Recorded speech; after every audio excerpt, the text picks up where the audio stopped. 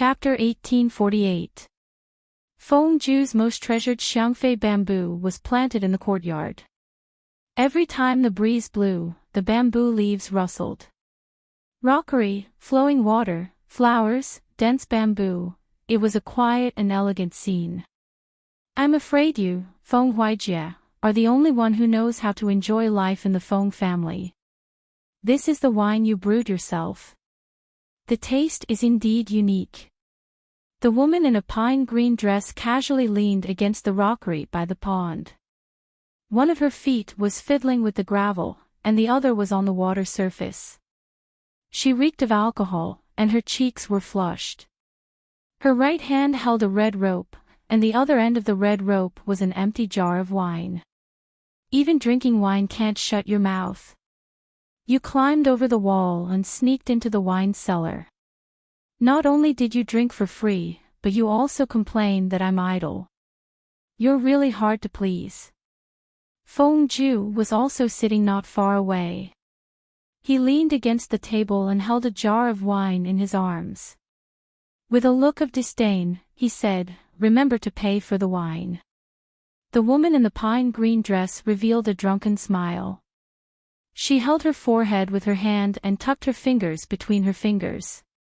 Her long hair that was scattered on her forehead was pushed to the back of her head. She said lazily, "Although it's just a few jars of wine, it shouldn't be expensive. But I'm so poor that I can't afford to pay for the wine." Feng Zhu was speechless. This was the first time he had seen someone drink wine so confidently and boldly. If it wasn't for the special status of the woman in the pine green dress, Feng Zhu really wanted to call the servants over to beat her up and send her to the government. Smiley face angle, however, the government was run by her. His two brothers more or less earned a living under her, so Feng Zhu could only tolerate it. Speaking of which, how did you think of learning how to brew wine? The woman in the pine green dress was also the ruler of this world, Jiangpingji. Her misty eyes were still clear. She asked curiously. She didn't quite understand why Feng Zhu refused to become an official. Instead, he became more and more playful. Feng Jin complained to Jiangpingji more than once that the naughty child's younger brother was troublesome. Feng Zhu was a well-known eccentric scholar. He was uninhibited, loved freedom, and courted death. She didn't see him write poems. Instead, he was interested in eating, drinking, and having fun all day. A year ago, for the sake of a jar of fine wine presented by a small country outside the region, Feng Zhu had purposely packed his wallet and left home with his servants. When Feng Jin talked about this, his expression was complicated. Well, her brother was in his 40s and he still ran away from home. She really didn't know what to say. A few days ago, Feng Jin gave her a jar of wine brewed by Feng Zhu. Although it wasn't strong, it was mellow and intoxicating. Jiangpingji felt that one jar was not enough, so she climbed over the low wall of Feng Zhu's house and stole his wine cellar. As the emperor, Jiangpingji probably had more drinking buddies than confidants smiley face angle Jiangpingji had a high alcohol tolerance and visited the wine cellar many times. Feng Zhu was naturally alarmed and specially came to catch the thief. The two of them bumped into each other, so they drank together. No matter how imaginative Feng Zhu was, no matter how reckless he was, he never thought that the ruler of a country would steal someone else's wine cellar. I should be glad that this fellow is a woman and not a man. Otherwise, it would be so easy to sneak into a minister's backyard. Feng Zhu couldn't help but complain. Jiangpingji rocked back and forth with laughter. Her beautiful eyes were filled with a sly smile. You make it sound like there won't be a commotion in the minister's backyard because I'm a woman. Feng Zhu was speechless. Who gave her the courage to say that she wanted to be a minister in green so blatantly? Feng Zhu said harshly, "No wonder I noticed that the green clouds in the sky above the capital were thicker when I came back." Jiang Pingji supported her forehead with one hand and said with a smile, "This also applies to your residence. Your wife is very interesting." Feng Ju, who had run away from home for a year, was speechless. He knew that Jiang Pingji's words were nonsense, but Feng Ju still couldn't help but feel a little annoyed. When he was angry, he took a sip of wine to drown his sorrows. "Your wife is an ambitious woman. It's a pity that she's confined to the backyard. You've been away for a whole year. She's so bored that she wants to plant weeds in the backyard. She might as well use her connections to find a leisurely place. As her husband, don't you feel a little pressured?" Feng Ju was speechless when he heard that. After thinking about it for a while, he understood that Jiang Pingji's purpose for coming today was not just to steal the wine cellar. "There are so many people in this world who are willing to share your Majesty's worries and burdens. What's so interesting about becoming one of them?" Feng Ju said, "What I've been pursuing all my life is to be different from the rest of the world. I want to do things that the rest of the world can't do." The Feng family had a second brother in the imperial court, and the eldest brother was in charge of the Feng family. "I only need to enjoy myself while I can, so that I won't waste this lifetime of time. Why bother to tire yourself out?" At first, Feng Ju thought that he would become an official after the Jiang dynasty was established. However, when he witnessed Jiang Pingji's ascension, Feng Ju felt that the blockage in his heart had finally been lifted. It was as if the knot in his heart for many years had finally been cured. He was the third son of the Feng family.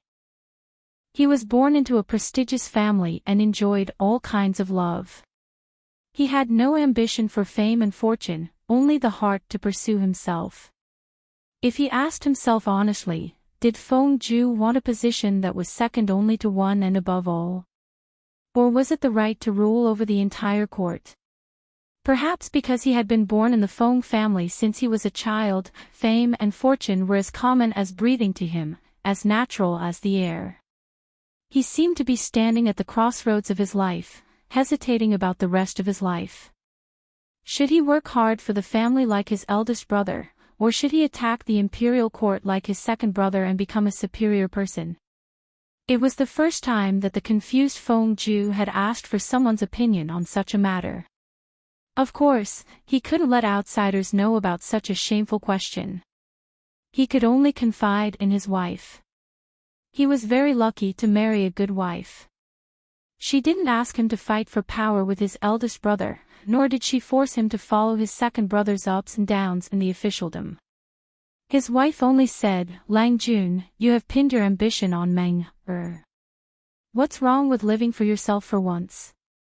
The Meng that his wife mentioned was a student that Feng Ju had personally taught. He poured his heart and soul into her, even more so than his own biological daughter. Huang Meng, Huang Song's daughter. Feng Ju didn't neglect the education of his children, but his wife couldn't not see the subtle favoritism. She saw it and chose to understand it. Feng Ju was grateful from the bottom of his heart. When his wife supported Feng Ju in his pursuit of self-satisfaction and spiritual satisfaction, Feng Ju completely let go of himself and did things as he pleased. He didn't do anything in the officialdom, but he became a big shot among the big shots in the circle of celebrities. He was an idol-level figure, the kind of person who would throw fruit in a cart when he went out. His eldest and second brothers were angry at first, but as time passed, they let him be. To appease his two brothers' anger, Feng Ju simply sent his son and daughter to them. He said bluntly that he had no opinion on whichever one his brothers wanted to groom into the family or the imperial court. Feng Jin, Feng Gui, Feng Ju was also a weirdo who pushed his children to be in the limelight. He never expected that such a weirdo would become Jiang Pingji's drinking buddies. Not only did they drink and chat about the future, but they also helped Jiang Pingji analyze the current situation. Feng Ju wasn't a member of the imperial court, but his sensitivity to the political situation was something that even Feng Jin couldn't compare to. It's just that a bystander has a clearer view of things. After all, second brother is still involved in the situation. Regarding this, Feng Zhu modestly expressed that he was inferior to his second brother. Compared to the political affairs of the imperial court, he hoped to experience more interesting things that he had never experienced before. Every time Jiang Pingji heard him say this, she couldn't help but roll her eyes. If Huayu and the rest heard this, they'd probably go crazy with anger. From their point of view, Feng Zhu was currently losing his ambition and wasting his talents. Feng Zhu said, "What's there to be angry about? They're already in their 40s. What if something bad happens to them?" Jiang Pingji said, "You know that they're old, yet you still don't restrain yourself." Feng Zhu rested his chin on his hand and sighed. In one's life, it's not easy to have a chance to live for oneself and to live the way one wants to live. Jiang Pingji smiled as she drank. "You've left for half your life, yet you're still young when you return. Your Majesty's words sound interesting." "That's exactly what you're saying." Feng Zhu burped and said drunkenly, "I really have to thank my two brothers for helping me bear the burden for being able to be willful and reckless in this life. They can't be willful, so I'll help them live that free and easy life." Jiang Pingji sneered. "Your words are getting more and more shameless. Do they still have to thank you?" Feng Zhu blinked and said, "Even if my brothers came to thank me, how would I dare to accept it?" Jiang Pingji was speechless. All right, he was indeed thick-skinned. He was very much to her liking. She didn't like to deal with old-fashioned people who were too serious. On the contrary, she admired those who were so unconventional and could play with them. Feng Zhu talked about the scenery outside the region, the desert oasis, and the beasts in the dense forest. Jiang Pingji listened very seriously. These scenes should be common to her, but after she came to this world, she was trapped in a small place. The scenery that Feng Zhu spoke of was distant as if it was from her previous life. Oh, no, it was her previous life. Jiang Pingji sneered and said, "You're making my heart itch with these words. If I were to be urged by you to abandon the court and run away from home impulsively, without a care for anything else," Feng Zhu smiled and said, "in that case, I'll become a sinner for all eternity. I'll really be recorded in history." Jiang Pingji stopped smiling and twirled the red string with her fingers. "It's a good suggestion, but wait a little longer. When Lian is 18 or 20, I'll let her travel the world. Remember to lead the way then."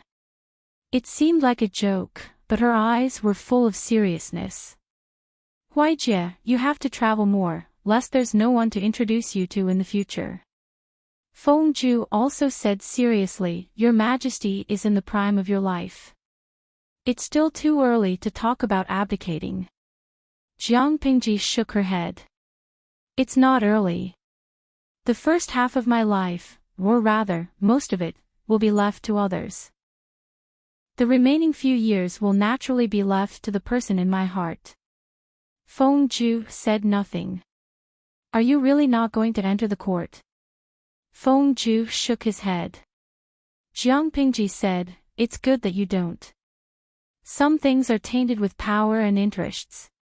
It's too easy to change its taste. For example, your wine tastes just right. Brew more wine. It's delicious. Maybe in the future, the history books will record a few words and people of the future will use your name to name this wine." Feng Zhu sneered and said, "What wine?" "Feng Sanju." What a vulgar name. Jiang Pingji never walked through the front door. Even though she secretly drank so much that she reeked of alcohol, she still insisted on climbing over the wall. "How old are you? You think you're still young."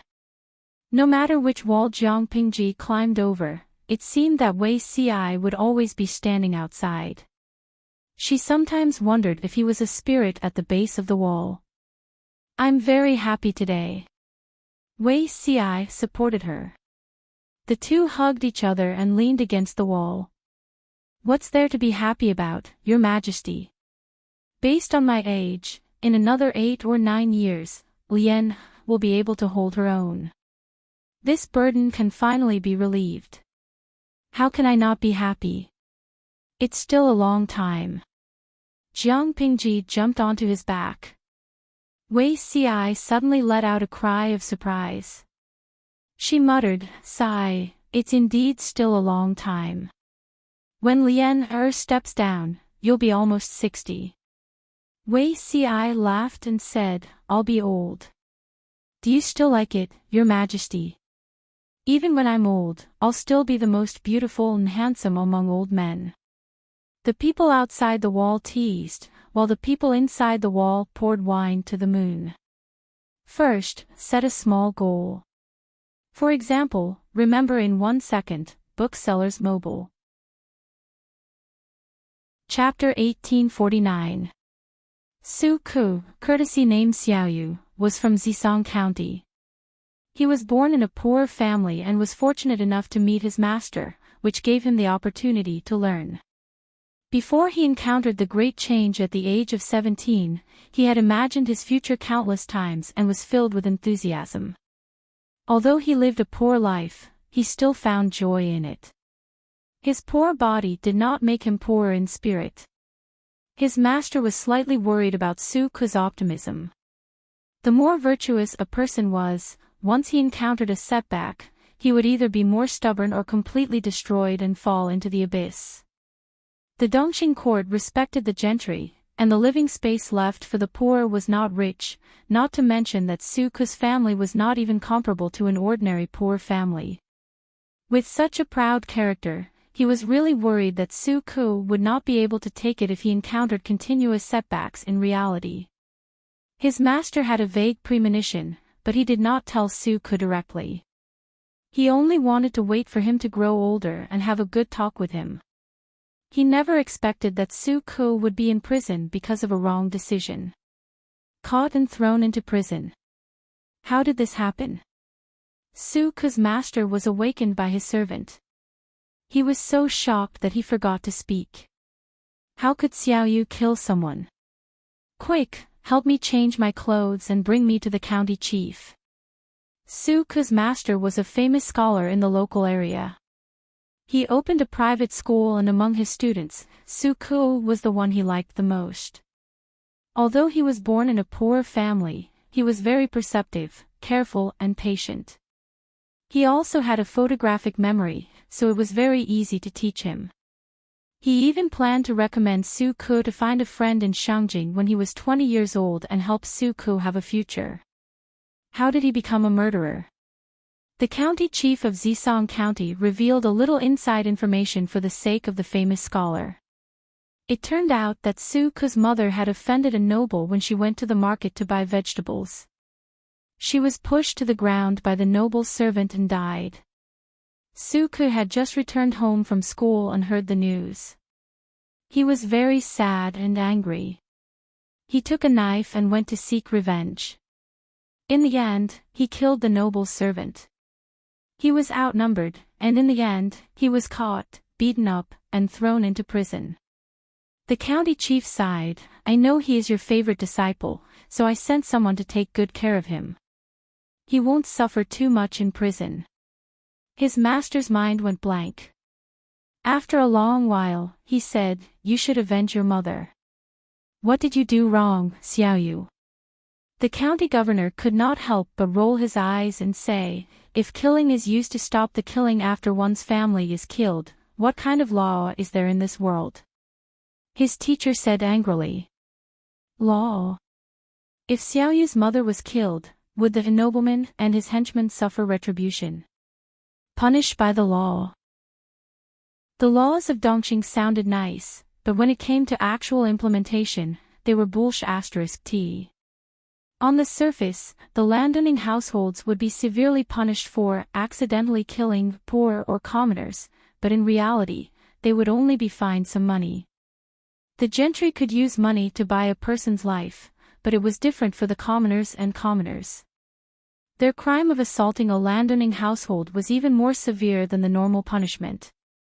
Even if Su Ku had killed a lowly servant, the noble from the aristocratic family would still make Su-ku pay with his life. The county governor said, "What's the point of telling me all this? Your student is too hot-tempered. To put it nicely, he would rather die in glory than live in dishonor. To put it bluntly, he has no schemes at all. He is jade, and that servant is not even worthy of being called a tile." It was only because they were familiar with each other that the county governor told Su-ku these things. Otherwise, he would have chased Su-ku out of anger. After a long while, his teacher asked, "Is Xiaoyu's life in danger?" The county governor said, "That family wanted Su Xiaoyu dead, but if you do something about it, he will probably be exiled." His teacher had been busy making arrangements for Su-ku, but in the end, he was still banished to a lowly servant and was branded as a punishment for 30 years. Although the county governor took care of him, Su-ku, who was taken out of prison, was still extremely skinny. "I will never forget the kindness of teaching and saving my life. It is a long journey, and my unfilial disciple will not be able to serve me. Please take care of yourself, teacher." Dressed in prison clothes, Su-ku's face was no longer as relaxed and cheerful as it was a few months ago. His brows were full of darkness, and his eyes were cold. His teacher sent Su-ku off. In the end, he sighed and handed the prepared luggage to Su-ku. "I have arranged everything. You, take good care of yourself." Su-ku took it, but he was not very optimistic. If his teacher could help him, that family could also send someone to do the same to Su-ku secretly. He was in a mess, and wearing broken straw sandals, he was forced to embark on the road of exile. Just as Su-ku had expected, he was sold to a broker house as soon as he left Zisong County. He was sold with a straw tag. "If I can rise to the top one day, those who bully me, humiliate me, and hate me should all die." The pain of losing his mother and the disaster of being imprisoned made him grow rapidly in a short period of a year. Even though the tattoo on his face had festered and he had a high fever for several days in the hot summer, he stubbornly survived. His mother had passed away, but his aunt was still alive. How could he die so easily and make his enemies happy? After being sold, Su-ku became a vegetable washing worker in the backyard of an aristocratic family. Under his careful planning, Su-ku, who was diligent and intelligent, successfully caught the eye of the kitchen supervisor. In addition, he was literate. Step by step, he became the confidant of the young supervisor in the accounting room. In the spring of the second year, the turning point finally came. Su-ku, as the dowry of the noble lady of the aristocratic family, entered another family. This family was also one of the aristocratic families in Dongqing. The marriage between the two families was a strong alliance. Su-ku relied on his own ability to climb a little further. He kicked away the young supervisor and successfully caught the eye of the male master. Don't misunderstand. It was not because of his appearance that the male master was interested in, but because Su-ku discovered the hidden ambition under his elegant appearance. Even though the man was not a good person, he was grateful to him for recognizing his worth and saving him from a dangerous situation. With his help, Su-ku got rid of his lowly status and brought over his widowed aunt from Zisong County. To these people, it was just a small effort, but to Su-ku, it was a reversal of fate and a turning point. After that, Dongqing was in chaos. The male master that Su-ku worked for took advantage of the situation and became one of the famous feudal lords in the chaotic world. Su-ku also took advantage of the situation to take revenge. He let the soldiers rush into the aristocratic family in Zisong County. Before exterminating the whole family, he let them taste the greatest humiliation before they died. The situation in the chaotic world was ever-changing. One day, they might be dancing and singing, but the next day, they might be beheaded and hung for humiliation. Su-ku, who had become a prisoner, looked at the hanging corpse of his old master. His dark eyes were calm, and he surrendered to the new master without saying a word. There were also colleagues who would rather die than surrender. They cursed Su Ku for forgetting his morals at the sight of profit, completely forgetting who raised him. The previous master must have been blind to trust such a traitorous ingrate like you. Su Ku had a rebellious streak in his brain. His straightforward action of defecting to the new master seemed to prove this point. A traitorous villain was not to be trusted. Su Ku said coldly, "It's useless to say more." Another 2 years later, Su Ku relied on his outstanding ability to gain the trust of the new master, Jiang Pingji. She entrusted him with important tasks. Su Ku did not let down Jiang Pingji's trust in him. He took care of everything properly. "Su Xiaoyu, I advise you." One day after the celebration banquet, Su Ku met Feng Ju, who reeked of alcohol. When they passed each other, he heard the latter muttering. "What do you mean?" Su Ku stopped in his tracks and looked at Feng Ju calmly. "If Xiaoyu has done anything wrong, please don't hesitate to enlighten me." At that moment, when the night wind blew, Feng Ju shivered and sobered up a little. "No, nothing." Feng Ju acted like he was in pain. He waved his hands and left. Su Ku's heart sank slightly, but he did not give up his plan because of this. In order to avenge the previous master, he had been planning for a long time. He absolutely could not give up halfway at this time. Su Ku admitted that Jiang Pingji was much better as a lord than the previous master, but so what? The person who saved him from the swamp was the previous master. That day, Su Ku promised the heavens that he would remain loyal for the rest of his life. For him, there was no right or wrong in this matter. There was only the difference between what should be done and what should not be done. Su Ku made use of Jiang Pingji's trust in him to tamper with the military reports and misrepresent the military situation. Not only did he secretly collude with the ambitious surrendered generals to rebel, but he also lured Jiang Pingji to lead her troops deep into the enemy's encirclement. He also took advantage of the situation to cut off Jiang Pingji's supply of military rations and any escape route. When Jiang Pingji's confidants realized that something was wrong, the best time to rescue them had long passed. Qiguan Rang waved his feather fan and said calmly, "She treats you well." Su Ku used all the spies he had plotted for years. He did not intend to leave a way out for himself. When he was captured by Qiguan Rang and his men, he was prepared to die. However, before he died, there was still Jiang Pingji on the road to hell. He did not lose out. So what if she treats me well? I'd rather use these treats in exchange for my lord's life and the safety of my family. Su Ku said, "Besides, TSK, if it weren't for your stupidity, your bravery, and your arrogance, you wouldn't have taken so long to realize that something was wrong." After a day and a night, Livor Mortis appeared. Su Ku still remembered the death of his old lord. Jiang Pingji was ruthless. His old lord was hung on the city wall as a warning to the public. His family members, old and young, also fled. None of them survived. Qiguan Rang said, "Why are you so stubborn? The lord you mentioned wasn't a wise lord. It doesn't matter if he died earlier or later. It's just a different time. Even if he didn't die in the hands of the Lord, he would die in the hands of others. You're smart, how could you not see through it?" But he was personally killed by Jiang Pingji.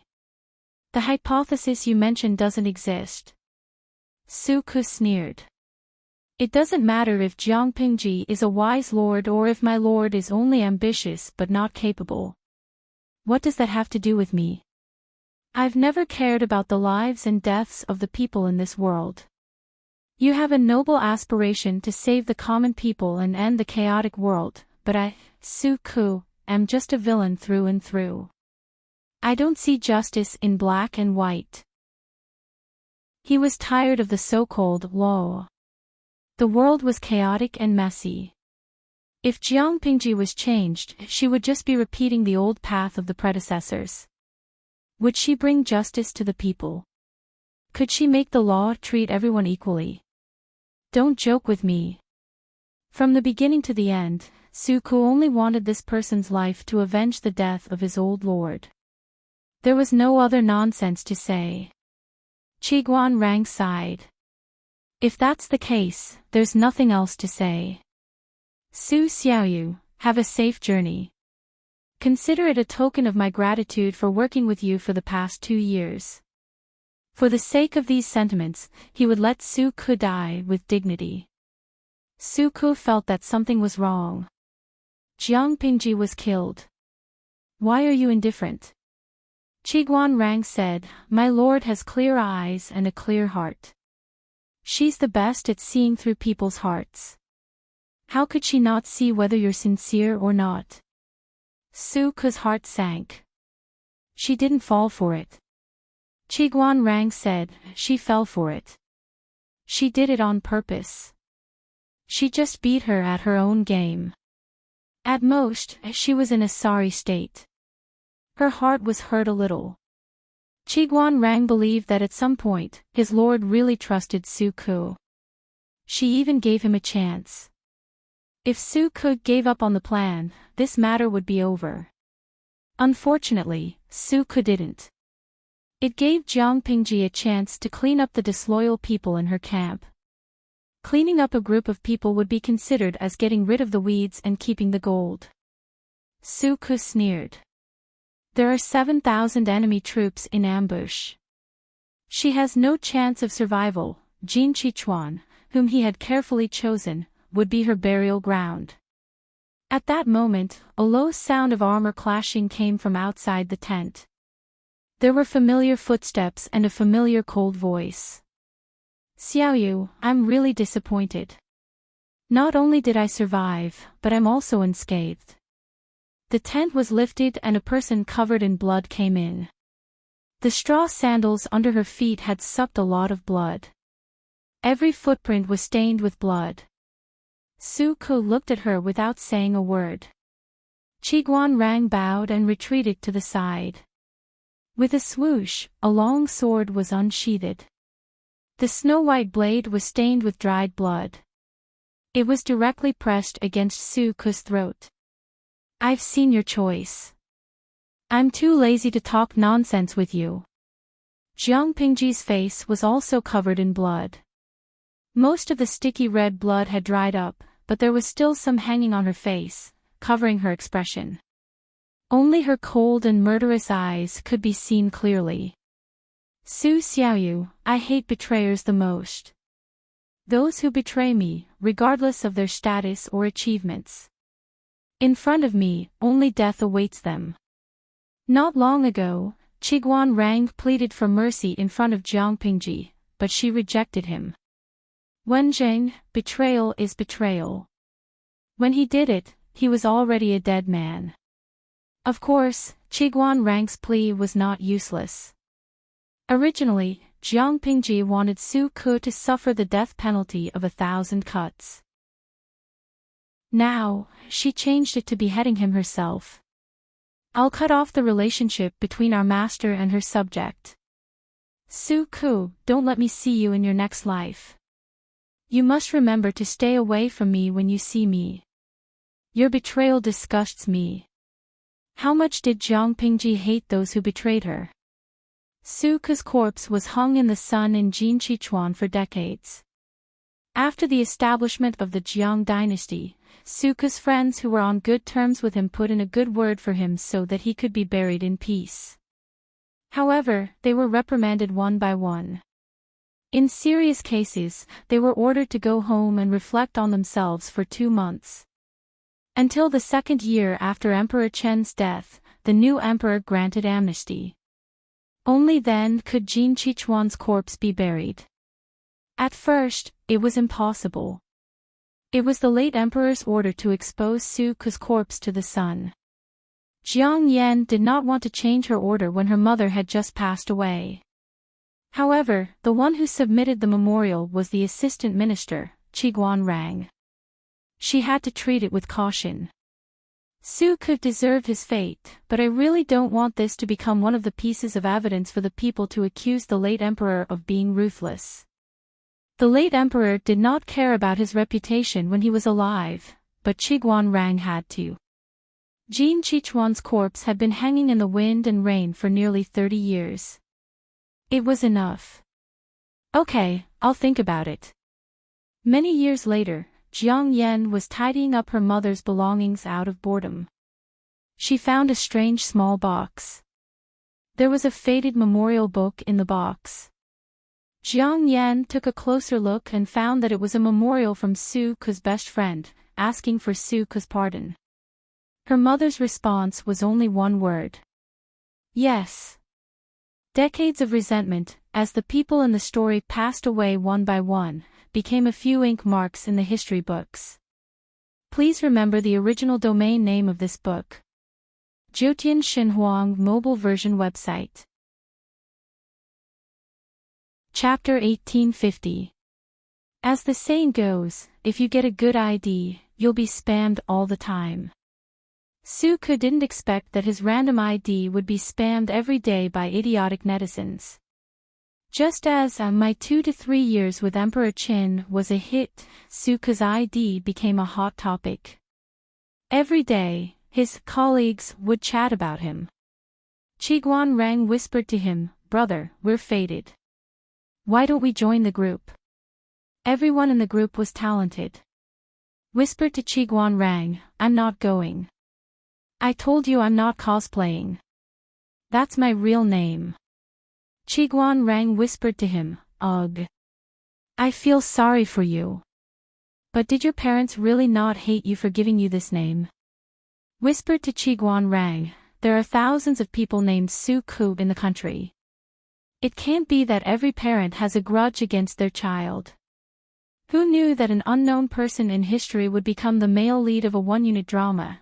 Su Ke was a famous person that everyone who knew about the history of the Jiang dynasty knew. In reality, there weren't many documents about him.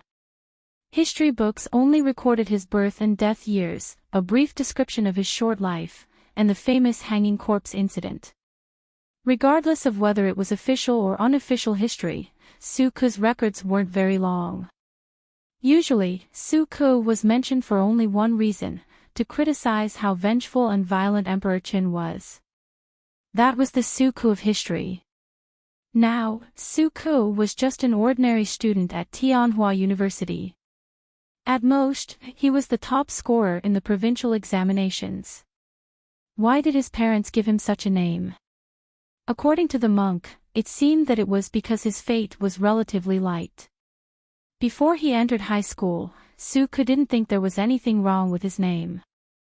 It wasn't until he studied the history of the Jiang dynasty in his first year of high school that Su Ke became famous smiley face angle, from his first year of high school to his second year, Su Ke wasn't willing to tell people his name.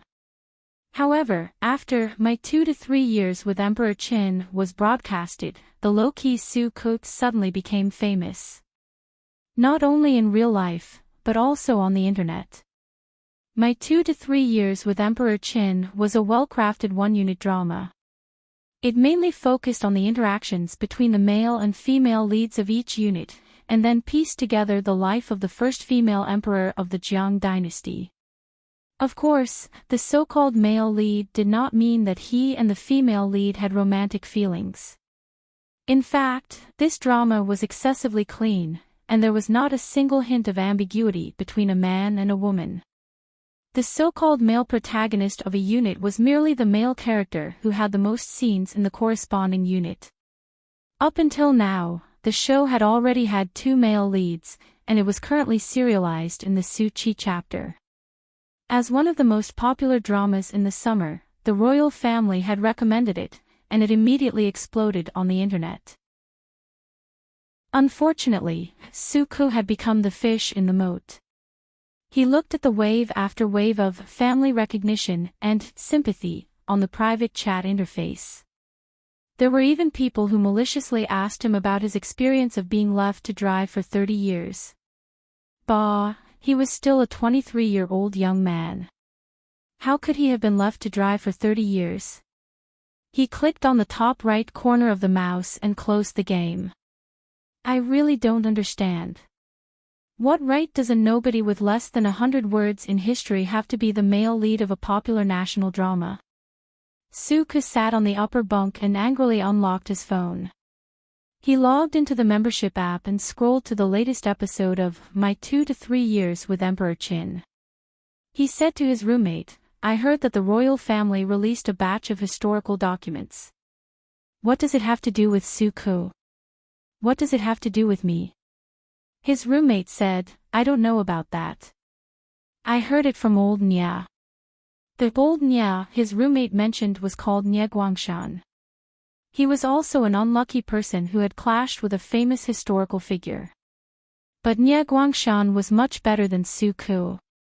At the very least, he had clashed with a genius from Zhongzhou, while Suku had clashed with an unlucky person who had been left to dry for 30 years.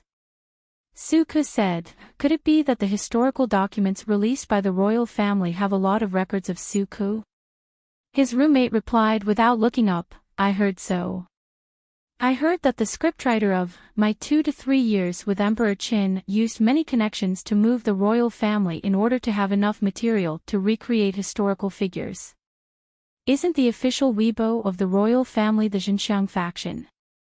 Before the broadcast, he arrogantly said that he didn't want to watch it, but after the broadcast, he kept saying that it smelled good and Weibo 3 meals a day.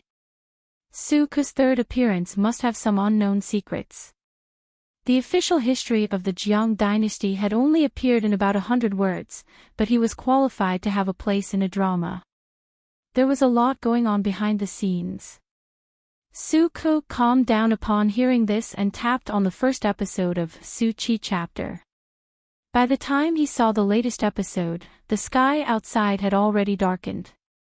His roommate finally finished playing the game. Without looking up, he said, Old Su, remember to bring me some takeout when you come back. Suku held his phone and didn't move. His roommate said again, the dormitory is so dark. Old Su, please light the lights before you leave. Suku still didn't move. Old Su, you're leaving. His roommate looked up and realized that Suku didn't look too good. Old Su. Are you okay? The sky was dark, but it hadn't completely sunk yet. His roommate could see the dense sweat on Suku's forehead. Suku then came back to his senses and was shocked to find that his forehead was covered in sweat. Me? I'm fine. I'm just a little obsessed with the drama. His roommate said, You're watching My 2 to 3 Years with Emperor Qin. I heard from the netizens that Su Chi chapter is quite cruel. Watching it once is like being stabbed by a knife. I remember that before the broadcast, there was an editor wearing a sock jacket who said that every episode was cruel. I didn't dare to watch it at first. Suku said casually, history isn't perfect to begin with. How can you expect the officials to give out sweets? Although Su Chi chapter was only 2/3 of the way through, according to the historical context, the plot would become more and more cruel. His roommate said, I don't expect the officials to give out sweets. I just hope that it doesn't rain knives. The last unit tortured me so much that my heart and lungs were hurting. It wasn't easy to get sweets these days. Even though he knew that there was poison in the sugar, there was sh*T in the poison, and there were knives in the sh*T, he still had to carefully lick the sugar coating clean. Even if it was a rain of knives, he still had to lick out the taste of the sugar. Suku didn't say anything. Was it so cruel that it made his heart hurt? Suku didn't feel that it was cruel. Instead, he felt that something was stuck in his heart and throat, making him feel inexplicably uncomfortable. Looking at the entanglement of the male and female protagonists on the screen, it was as if he had been pulled into it and experienced it himself. His roommate climbed out of bed and turned on the lights. Seeing Suku's pale face, he quickly asked Suku if he wanted to go to the hospital. I'm fine. I just feel a little uncomfortable, old Sue, how can you call that fine? Sue was dragged to the hospital by his roommate for a checkup. The results showed that everything was fine. On the way back to the dormitory, Sue said, I told you that I'm in good health. I just had a full body checkup a few days ago. His roommate said, you can't blame me. If not for your pale face, I would have been shocked. When they returned to the dormitory, another roommate, Nie Guangshan, was browsing Weibo on his phone. What's wrong with old Sue? Nie Guangshan looked concerned. Sue shook his head and didn't say anything. His roommate said, old Sue suddenly looked very pale. I accompanied him to the hospital for a checkup. What did the checkup find? His roommate said, nothing. He's strong and lively. He's probably too engrossed in watching a television series. Nie Guangshan seemed to have known about it. 2 years between me and Empress Chin. Sue felt a little embarrassed. He was so engrossed in watching a television series that he really thought he was a character in the series. Nie Guangshan looked at Sue from head to toe and sighed. It's your birthday in a few days. You have a 3-day holiday. Do you want to go out and relax? His birthday was the birthday of the current empress, and the whole nation had a 3-day holiday. This custom had been carried on since the early years of the Jiang dynasty. A group of netizens joked that it was one of the greatest contributions of the Jiang dynasty. Sue asked, where are we going? Nie Guangshan said, Suku's tomb in Jinqichuan. His roommate almost choked on his saliva. Old Nie, are you crazy? Colliding with a historical figure was bad enough. Nie Guangshan, this old fox, was still encouraging Sue to visit the ruins of the human cemetery. See what? See how that place exposed a corpse to the sun for 30 years. Nie Guangshan rolled his eyes and said, just tell me, are you going or not? Sue said, yes. His roommate shook his head helplessly. Both of you are crazy. What's there to see in a cemetery? Nie Guangshan said, I received some vague information from my mentor. The imperial family seems to have donated a cultural relic to the Suku Memorial Hall. His roommate was shocked. The imperial family will take the initiative to donate a cultural relic. Did the sun rise from the west? Anyone with a bit of historical knowledge would know that the Jiang dynasty's imperial family was one of the weirder ones in history. The imperial family advocated frugality and had simple funerals.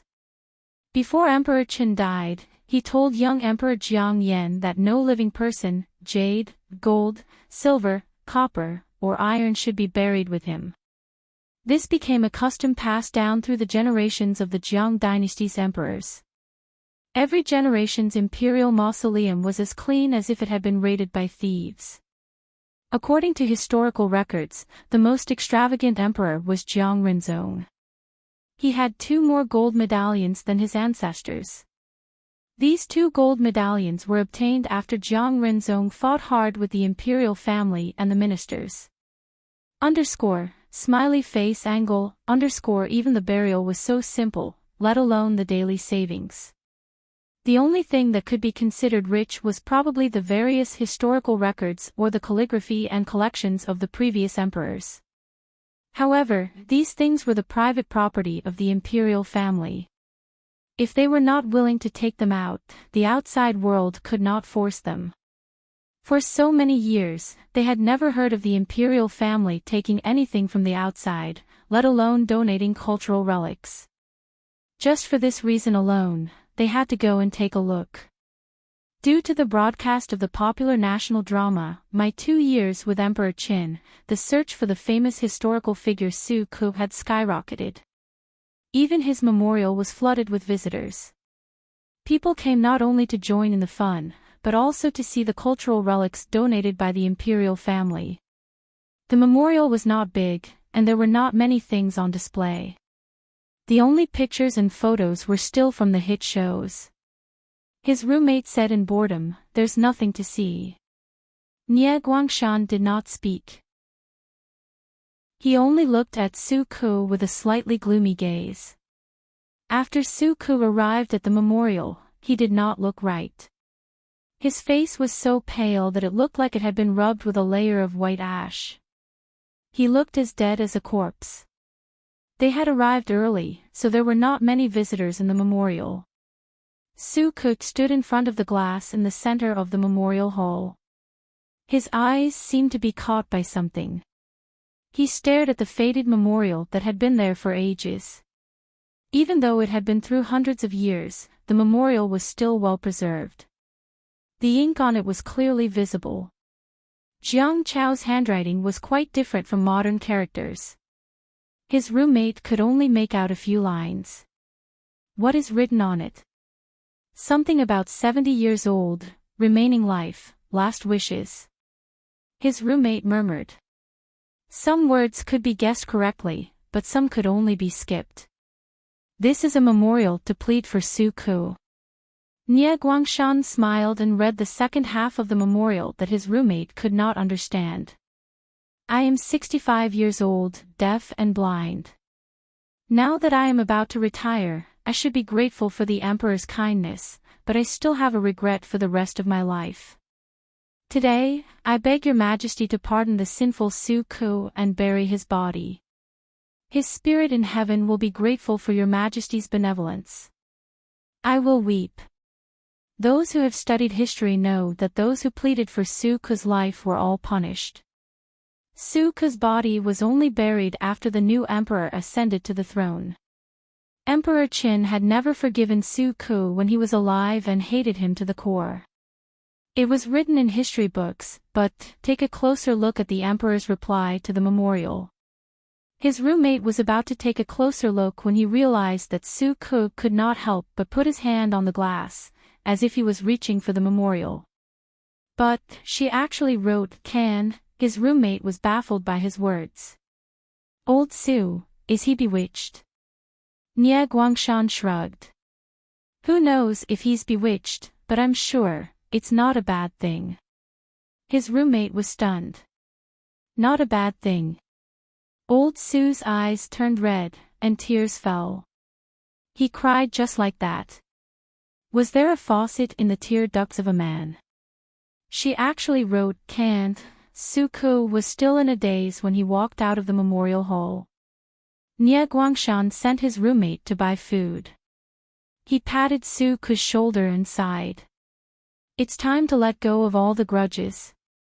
As time went by, the once heroic figure had become a few words in history books. I thought she would never forgive me. Su Ku's gaze was different from usual. His eyes were full of old age and tiredness, but also relief. That memorial was more like a redemption for him, allowing him to completely free himself from this grudge. The Jiang dynasty had been in turmoil for 300 years. That person had proved to him how narrow-minded and bigoted he was back then. Please remember this book's domain name.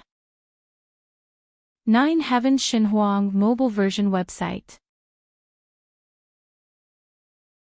Chapter 1851. Xiaoyu, have you encountered any difficulties recently? After the court session ended, Jiang Pingji discussed trivial matters with the ministers.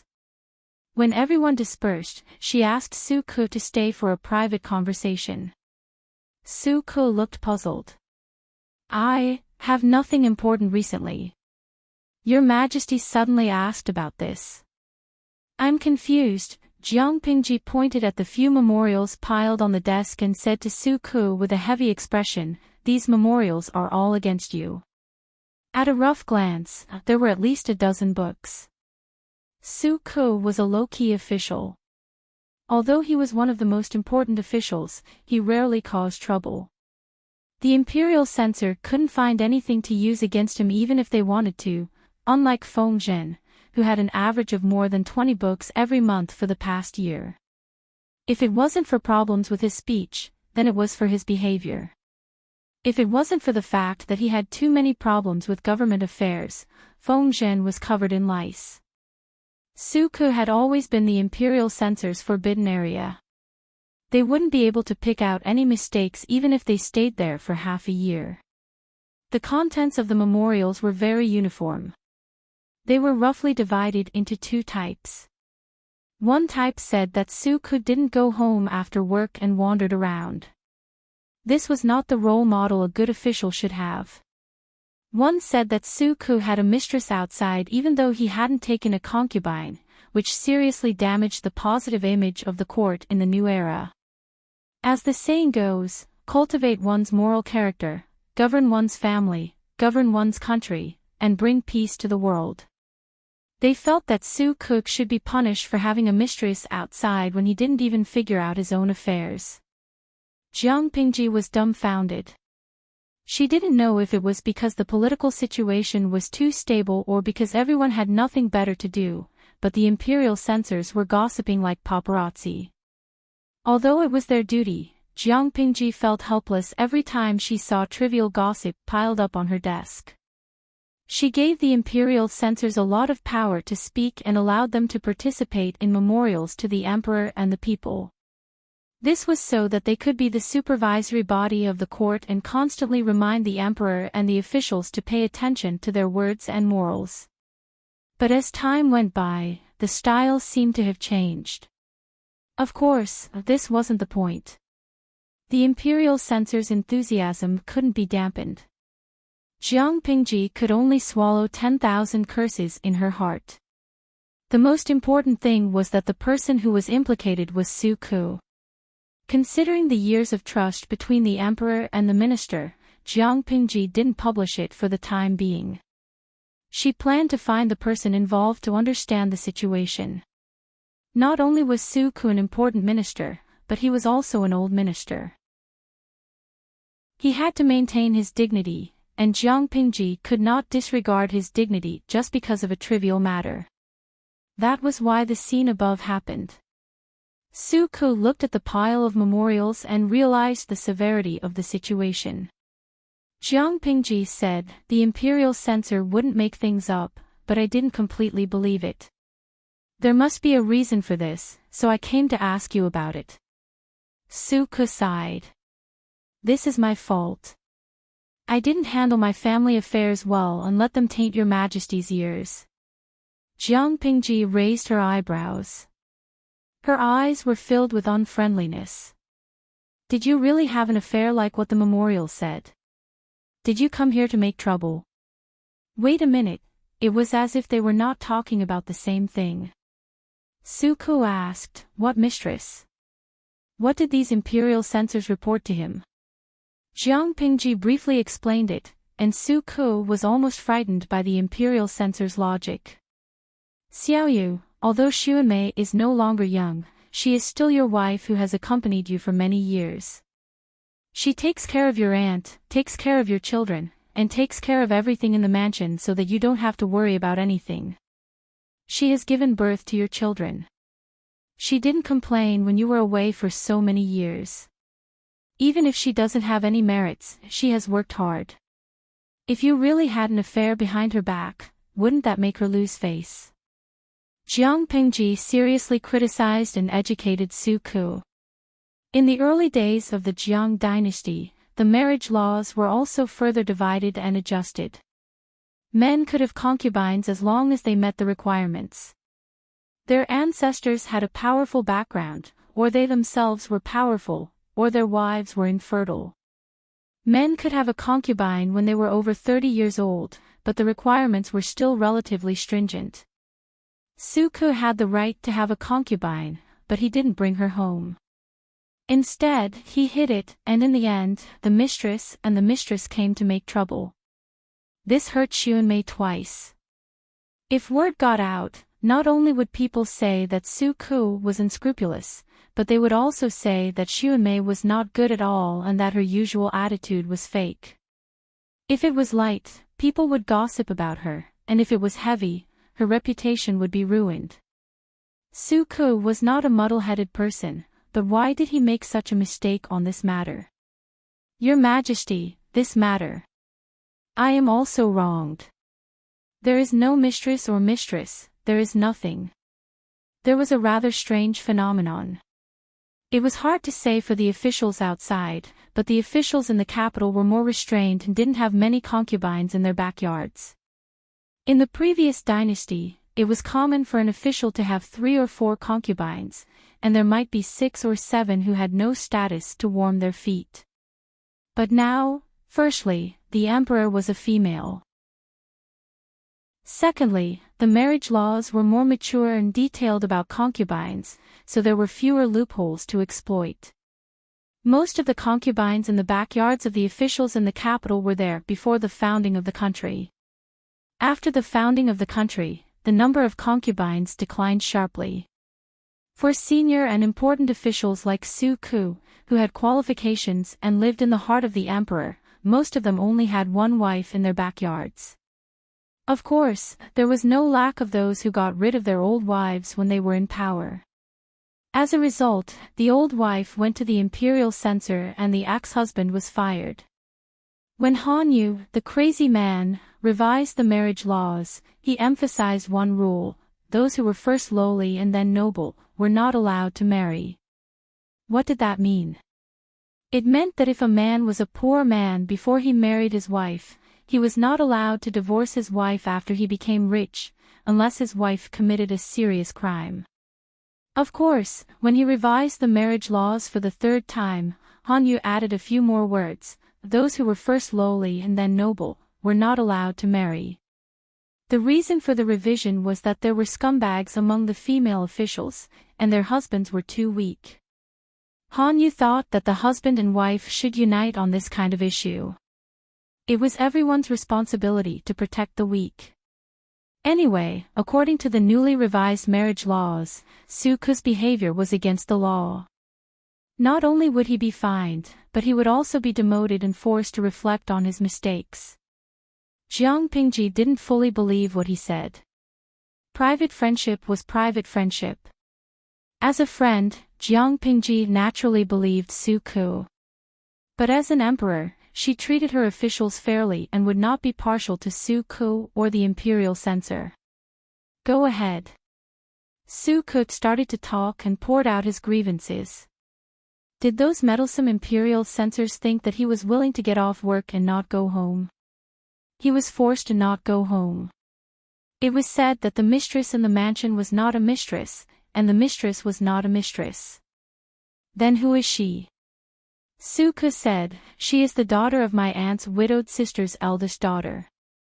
In terms of seniority, she is my distant niece. Jiang Pingji said, a cousin is a 3,000-mile relationship. Su Ku felt a little wronged after hearing her complaints. It was stressful for an official to have such a vexing emperor. How did your distant niece become your mistress? Su Ku sighed. The old lady in the mansion is old and likes to stay with the younger generation. She is soft-hearted and kind. She couldn't help but help when she saw this relative was living a miserable life. The old lady is kind-hearted, but I didn't expect her to be so ambitious. I guess she was blinded by the prosperity of the capital and had thoughts that she shouldn't have. Anyway, I can't drive her away for fear that she will make a fuss in front of the old lady. The old lady has been spoiled for so many years that she doesn't care about other people's business. I don't want to put her in a difficult position. So, I have to move out for a few days. Su Ku's mother passed away when he was young. The only female elder who was close to him was his aunt. His aunt was also unfortunate. She lost her husband when she was young and had no children. She devoted her motherly love to Su Ku and treated him like her own child. His aunt was the old lady with the highest status in the mansion. Su Ku had always treated her like a filial son. After so many years, even if they weren't mother and son, they were more like mother and son. The old lady was old and didn't know how many more days she could enjoy in her later years. Seeing that the old lady had a poor relative, she wanted to help them. Su Ku naturally agreed and discussed with Xuanmei to bring them over. Speaking of which, his aunt's niece also had a hard life. She lost her husband when she was young and struggled to survive with her daughter alone. Her daughter also had a hard life. She married a gangster and her husband was beaten to death by debt collectors. His aunt's niece was very insecure about everything she had. She always felt that her current wealth and glory were all because of Suku's aunt. Once the old lady passed away, she, her daughter, and her young granddaughter would definitely be driven away. Thus, she had a crooked idea. She heard that the mistress of the mansion, Shuenmei, was a maidservant and looked down on her. Even a maidservant could become the wife of the current Minister of Revenue. It shouldn't be a problem for his daughter to be a concubine, right? After Suku got off work, he often saw his niece, who was extremely beautiful, casting flirtatious glances at him, both overtly and covertly. As a smart person, Suku understood. She wanted to seduce him. "I'll hide outside for 2 days. Ask the old lady what's going on. If she still doesn't understand, send her out." This was what Suku discussed with his wife. Shuenmei said, "You're not accepting them." Suku said, "Why should I accept them? It's not as simple as adding a pair of chopsticks to the house. The more people there are, the more trouble there will be. I'm already worried about the mother and daughter. If I accept them, won't the mansion be peaceful? If my children find out, how can I, as an old father, feel?" For an ordinary man, taking in a concubine was like raising a pet and adding a pair of chopsticks. However, it wasn't that simple to carry it out. For example, one of the assistant ministers of the Ministry of Personnel had a falling out with his wife. In a fit of anger, the wife said that she only cared about the food, drinks, housing, and transportation of the family, and didn't care about the concubines or foot warmers. She said that the husband should take care of the concubines or foot warmers. It was because the assistant minister didn't understand women and his wife's son was wrong that she exploded. The unlucky man was angered by his wife's words and said that his wife didn't need to care about the concubines or foot warmers. Then, the matter was exposed by the imperial censor. The officials of the court also witnessed the miserable days of the assistant minister working during the day and taking care of the concubines' food, clothing, housing, and transportation at night. It was also this wife who started it. The other wives followed suit after seeing the effect. It was their duty to take care of their parents-in-law, raise their children, and take care of the household. However, the concubines were the husband's assets and were considered extra work. The wife took care of the concubines and the concubines' children. Even if it wasn't meritorious, it was hard work. The wife should be given an extra salary. If she couldn't afford it, she would take care of it herself. However, this evil trend was recognized and supported by the emperor. The officials of the court were speechless. They cursed the assistant minister 10,000 times in their hearts. Suku didn't have the intention to take in a concubine. He looked down on the daughter of his aunt's younger sister. If it wasn't for the old lady, Suku would have chased them away. He didn't expect the imperial censor to expose him while he was hiding. This matter was more serious. Jiang Pingji rested her chin on her hand and said, "If this is true, the imperial censor will have to rectify it." The imperial censor wasn't a paparazzi. The content of the report should be detailed and true. He shouldn't make up gossip, distort the truth, and increase her workload. As for Suku, it was better to let him go back and deal with the mess at home. It wasn't good to have such a scandal at his age. Suku could only go home with a bitter face. After a few days, the house was quiet. Of course, it wasn't Suku who settled it, nor was it Sunmei. It was the old lady who took the initiative to let the relatives leave. She gave them money and sent them away. The old lady said, "I thought it would be good to take care of the relatives. It would be fun to be a family, but I can't let it affect your business." Suku was speechless. Sunmei asked, How did you know about this? I heard it when I went out to play cards with a few old sisters. You and your wife are the same. This matter concerns Jean's future.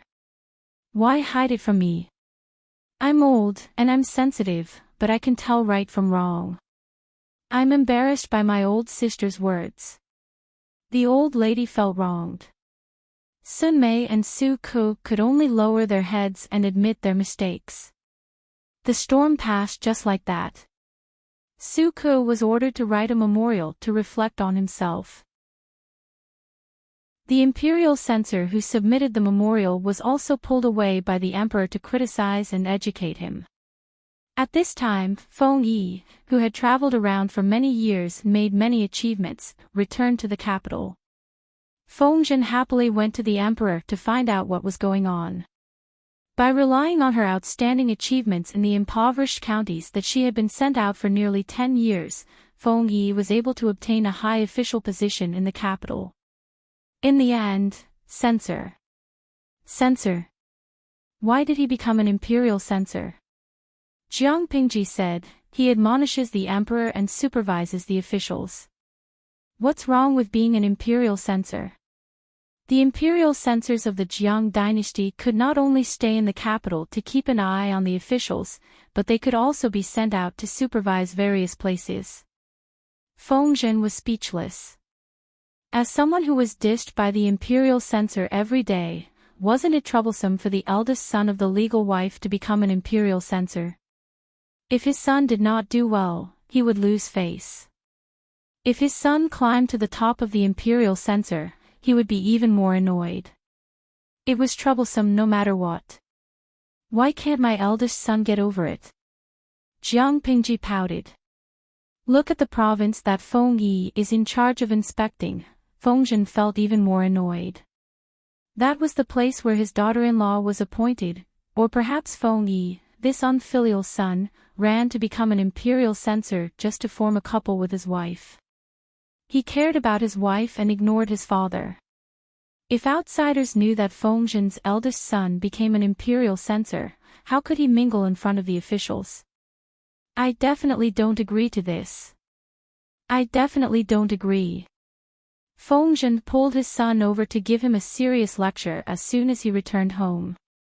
Feng Yi did not move and secretly gave his younger brother, Feng Yu, a look. Feng Yu understood and took advantage of his father's rage to sneak out to get help. The moment his mother made a move, it was clear whether she was real or not. This time, it was Feng Zhen's turn to be lectured. What's wrong with being an imperial censor? Is it a disgrace to the Feng family? Although the rank of an imperial censor was not high, not everyone could become one. The requirements were stricter than ordinary officials. Not only did one have to forget personal interests in country, but one also had to be upright, straightforward, and daring to speak his mind. They had to be knowledgeable, be familiar with government affairs, and be knowledgeable about the past and present. Feng Yi was able to become an imperial censor at such a young age, so he had a solid foundation. His only regret was that he offended too many people. If Feng Yi could become an imperial censor, it would mean that the emperor had high recognition of his abilities and knowledge. Feng Zhen was an old man. The older he got, the more confused he became. Feng Yi silently followed his younger brother out of the door. It was inconvenient for the son to be present when his father was being lectured by his wife. After all, his father was very prideful. Are you close to His Highness Yen? His younger brother nodded. It's a blessing to be valued by His Highness. Don't let your guard down. Feng Yi caressed her brother's head. My little brother is getting cuter and cuter. Feng Yi nodded and smiled innocently. First, set a small goal. For example, remember in 1 second, Booksellers Mobile. Chapter 1852. If Han Yu were to rank the most attractive officials in the court, he would definitely be in the top 5, if not the top 3. If he were to go back more than 10 years, he would probably be number one when he was in the prime of his youth. Even though he was in his 40s, he took good care of himself. Not only did his appearance not deteriorate, but it also became more and more mellow like a fine wine. Of course, being an official in the Jiang dynasty was different from the past. In the past, Han Yu might have been able to climb to the position of one of the 3 chancellors and 9 ministers with a smooth career. In today's world, he could only rely on his talent. As for his appearance, it was fine as long as his facial features were regular. Fortunately, Han Yu was not only good-looking, but also talented and capable. His conduct was also top-notch. Even so, Han Yu was the least popular among the officials. Most of the officials who were willing to make friends with him were his friends when they were young. Why was that? In terms of official position, Han Yu was also an important official in the emperor's heart. He was in charge of the Ministry of Penalty, one of the 6 ministries. He was in charge of the justice and prisons of the country. In the previous dynasty, the Ministry of Penalty didn't have much power. Only civilians or officials below the 7th rank had the power to punish them. The Supreme Court had the power to punish them. The middle and senior officials were also tortured by other departments, and the Ministry of Penalty couldn't be locked up. But in the Jiang dynasty, the Ministry of Penalty was a proper department with real power. Almost all the officials except for the imperial censor didn't want to provoke it. It was one of the 3 departments in charge of the final trial and review of major cases. In addition to being in charge of the Ministry of Penalty, Han Yu also had other titles. At the same time, he was also in charge of the Supreme Court. In terms of real power, Han Yu was definitely the most powerful person in the early years of the Jiang dynasty. He even dared to confront Qiguan Rang. Most importantly, the emperor was on Han Yu's side. Such a person should be flattered and flattered by everyone. They should be eager to trample on the threshold of others. Why was Han Yu so unpopular? Because his main job was not only to try criminal cases, but also to lead the drafting of national laws. Which official dared to say that he was clean?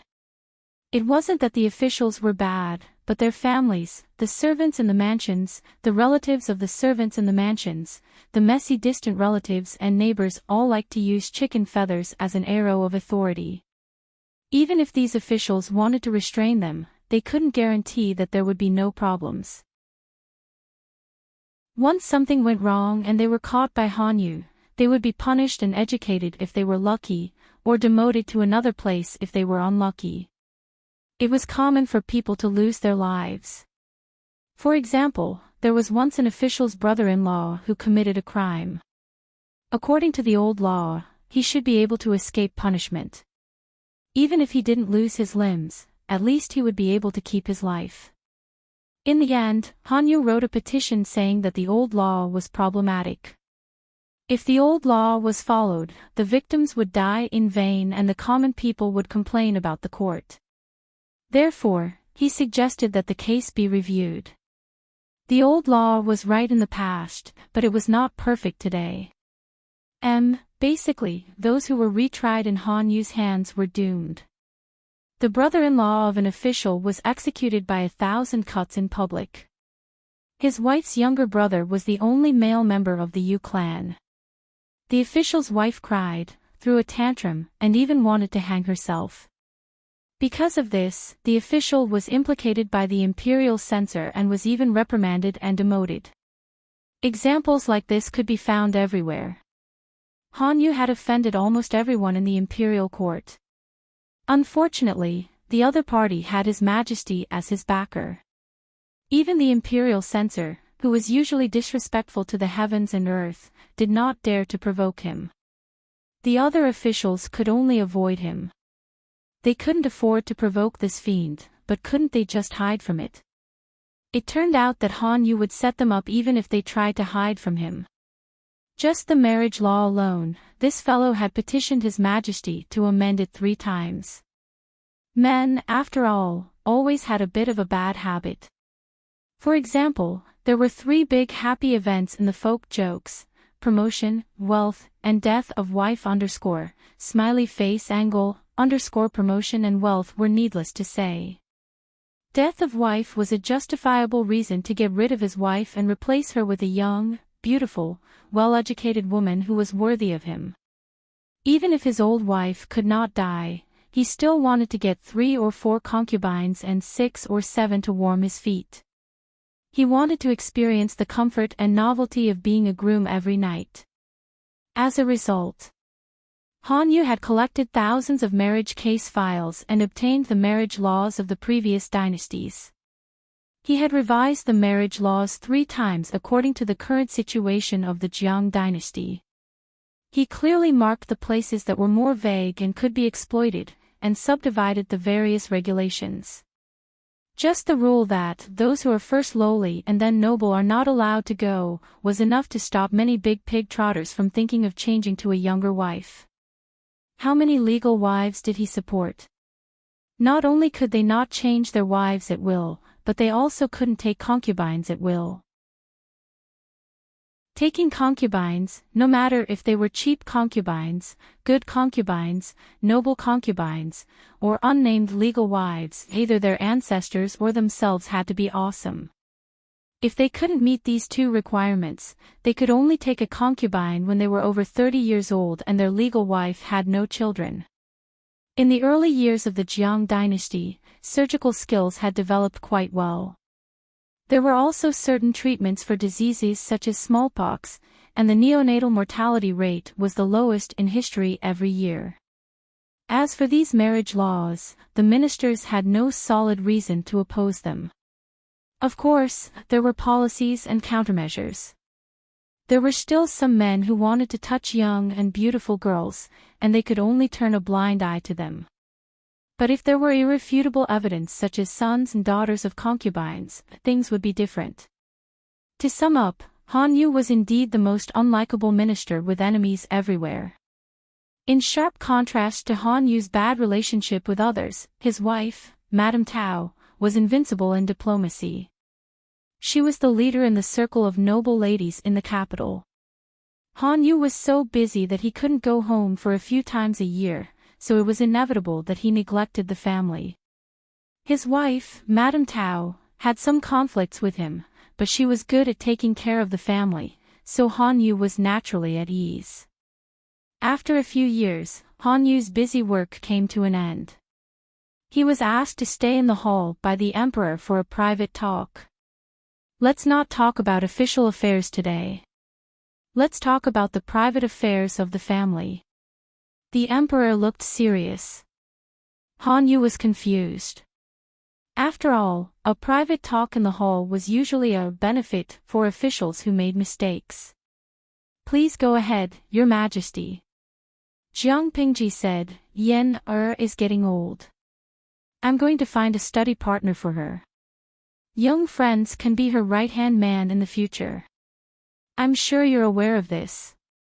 I intend to let Wenbin's youngest son, Han Qi, study with Yen But how do you teach your son? She said the first sentence with a kind face, but the last sentence was full of anger. Han Yu's heart skipped a beat. Today, I'm not talking to you as an emperor, but as a mother. Han Yu had been with Jiang Pingji for many years. He knew her temperament very well.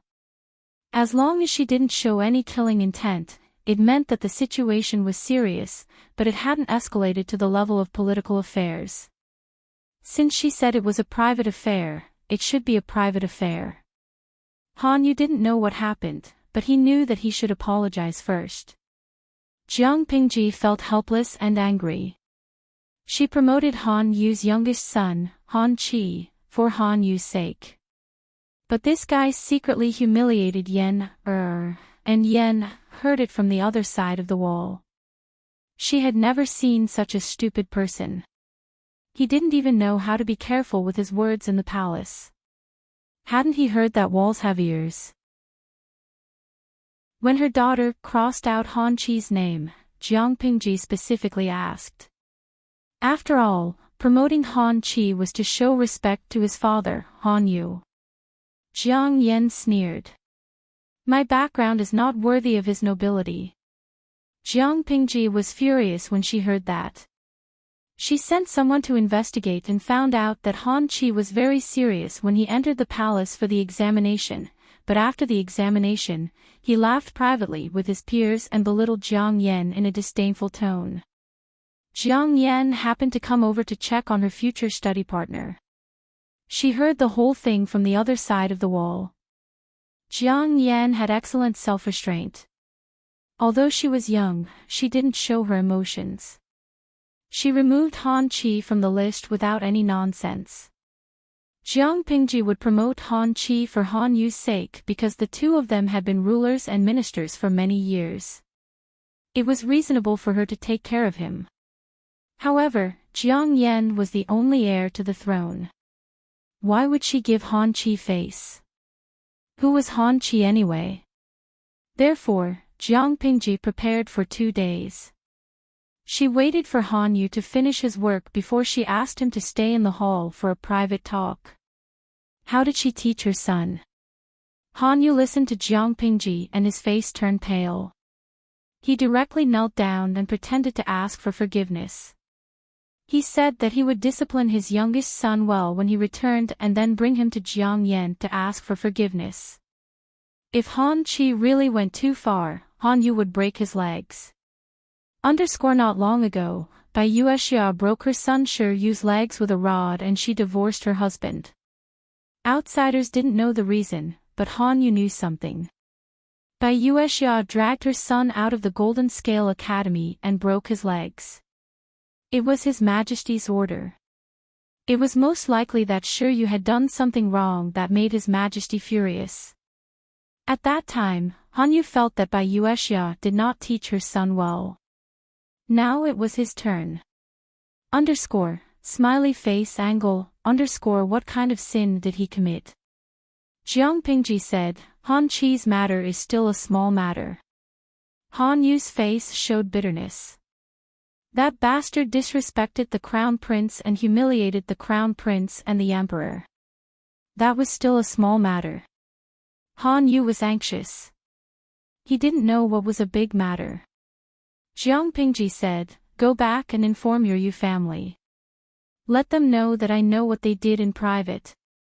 It should be said that Jiang Pingji had known it for a long time.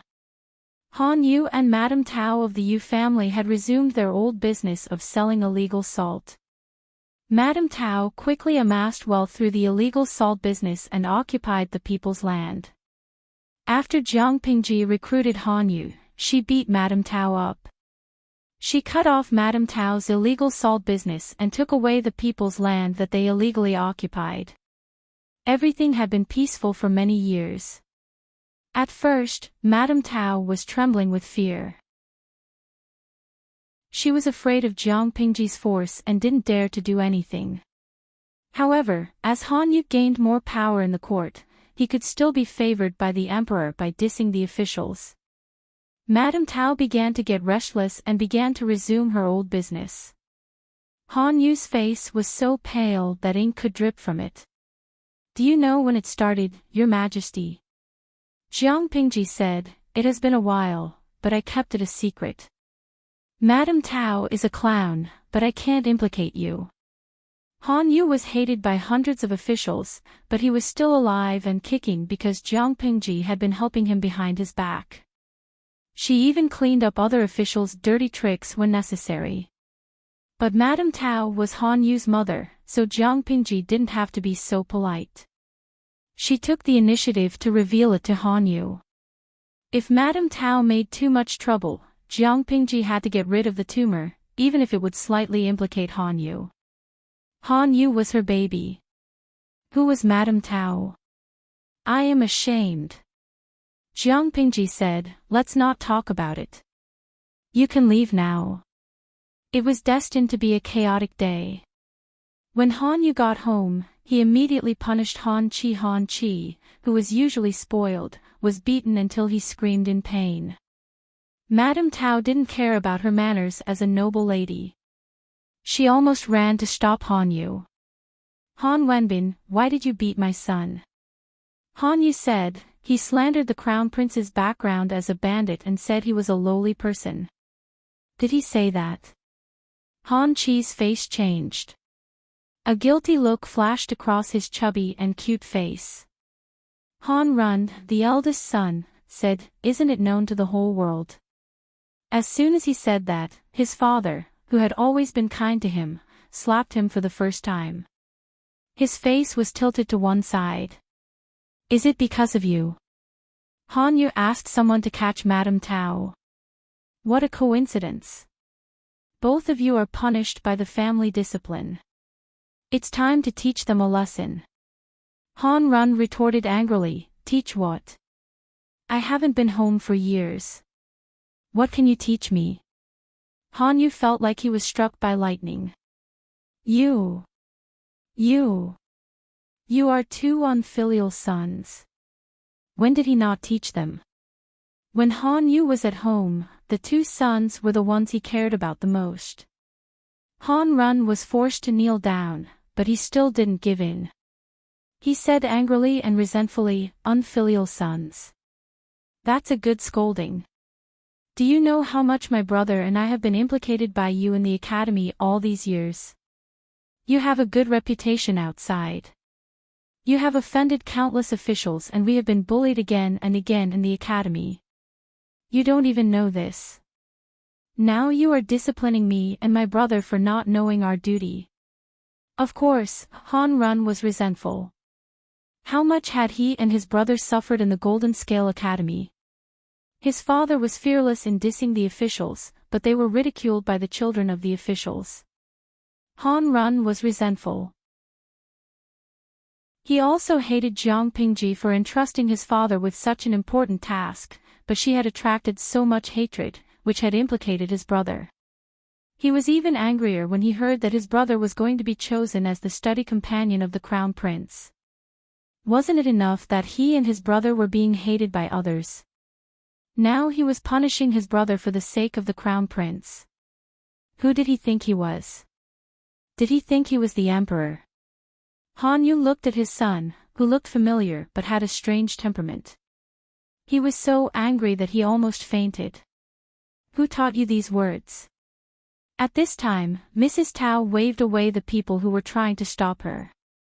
She protected her baby son who was crying with snot and tears all over his face. I taught them personally. What? Are you going to punish me in front of the servants? Han Yu was so angry that he almost fainted. He couldn't even stand steadily. He was too tired from work and experienced such an exciting scene when he came home. He was already an Iron Man who didn't collapse. I will deal with you later. That day, the Han's mansion was in a mess. The imperial censor who heard the news did not go there. Why? The emperor was watching. Humph, carrot, Han Yu interrupted Mrs. Tao's illicit salt business as soon as she tasted the sweetness. He had thought that this matter would end like this, but a year and a half later, something unexpected happened. Mrs. Tao colluded with the gentry to rebel. After investigation, it was found that Han Yu's wife, Mrs. Tao, was involved and played a very important role. She made great contributions to the rebellion. Not only that, Han Yu's eldest son, Han Run, and his second son, Han Chi, were also involved. Their crimes were unforgivable. Because of this, Han Yu's house was confiscated. The leader of the confiscation was Fu Wang. He used to be Han Yu's enemy and they still didn't get along. If Han Yu was the leader of the civil officials, then Fu Wang was the leader of the generals, and he was the absolute leader. The two had been enemies for many years, and now it was finally over. The emperor has protected you for so many years, but you still made such a mistake. I really don't know what to say. Fu Wang led the team in person. Of course, he was ordered by Jiang Pingji not to be rude to the people of Han's mansion, especially Han Yu. Of course, Fu Wang couldn't be presumptuous with this order. But it was still okay to say a few words to get back at Han Yu. Han Yu, who was dressed in plain clothes, sneered indifferently. Han Yu has been loyal to the emperor all his life. How can he be compared to your good reputation as a minister of several families? You and I know very well whether there is a rebellion or not. Fu Wang was so angry that his face turned black. Damn it, Han Yu is such a bastard.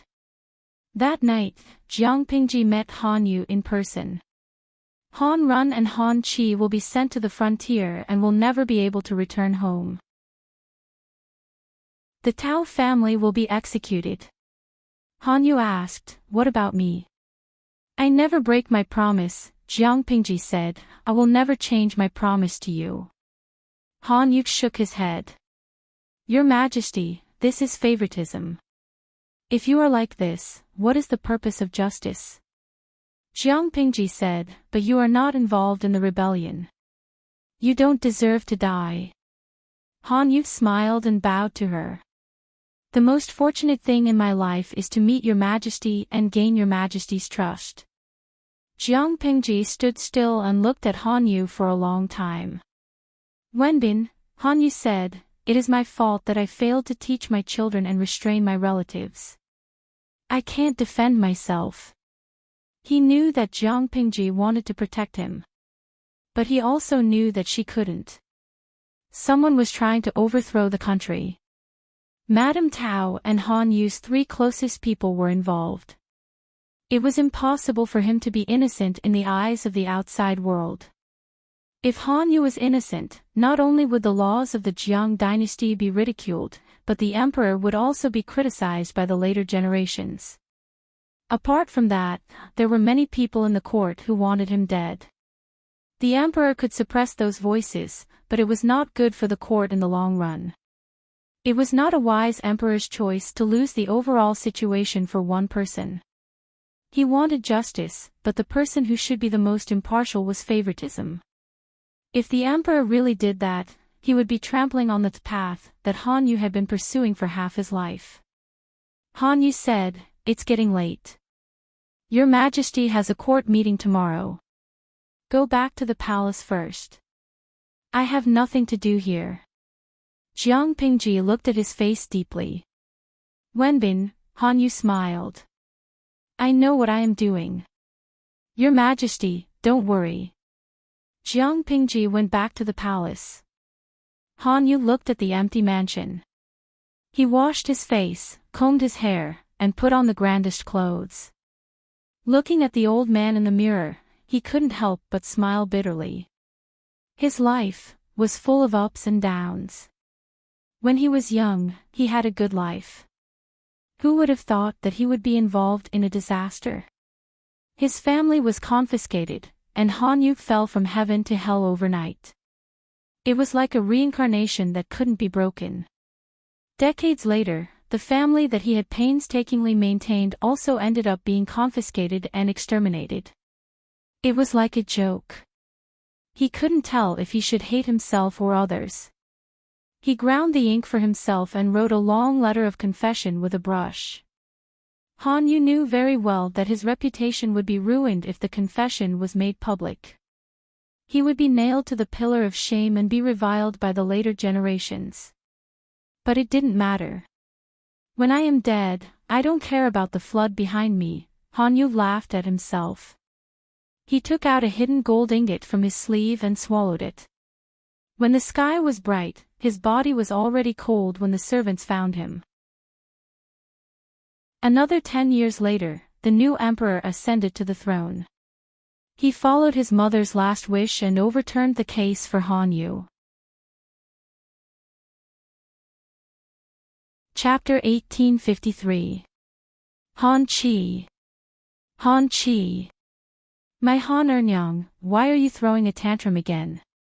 It took the eldest son of the Qiguan family a long time to find Han Qi hiding in the rockery in the garden of the academy.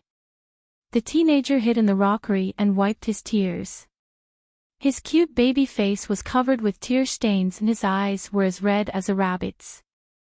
Who are you calling Han Ernyang? If you call me that again, I'll complain to Uncle Qiguan. Han Chi roared back angrily when he heard the rude address. The next second, he burped and ruined the little momentum. Okay, I was wrong. I won't call you Han Ernyang anymore. Han Chi's eyes widened, but he forgot why he was crying just now after being interrupted by his friend. Speaking of Han Chi, he was also a bully in class. It wasn't that he was rude and unreasonable. On the contrary, his personality was very soft, and his looks belonged to the type that could be easily bullied. This caused his older brother, Han Run, and his siblings to be worried. When they sent Han Chi to school, they threatened the entire class. 3 graduates of the Golden Scale Academy supported Han Chi, who in the class dared to provoke him. Not to mention bullying him in public, they had to think twice even if they wanted to run against him in secret. Han Run was still worried. He used his connections and asked the second generation he knew to take care of Han Chi at the same time. He told Han Chi, no matter who in the class says that you scold you or bully you, you can go home and complain. I'm sure you'll beat them up so badly that their own mothers won't recognize them and let our father bully their parents. He had a father that he couldn't afford to offend, 3 siblings that he couldn't afford to offend, and his second-generation friends that protected him. Almost no one dared to do anything to Han Chi. There were occasional conflicts, but Han Chi didn't suffer much.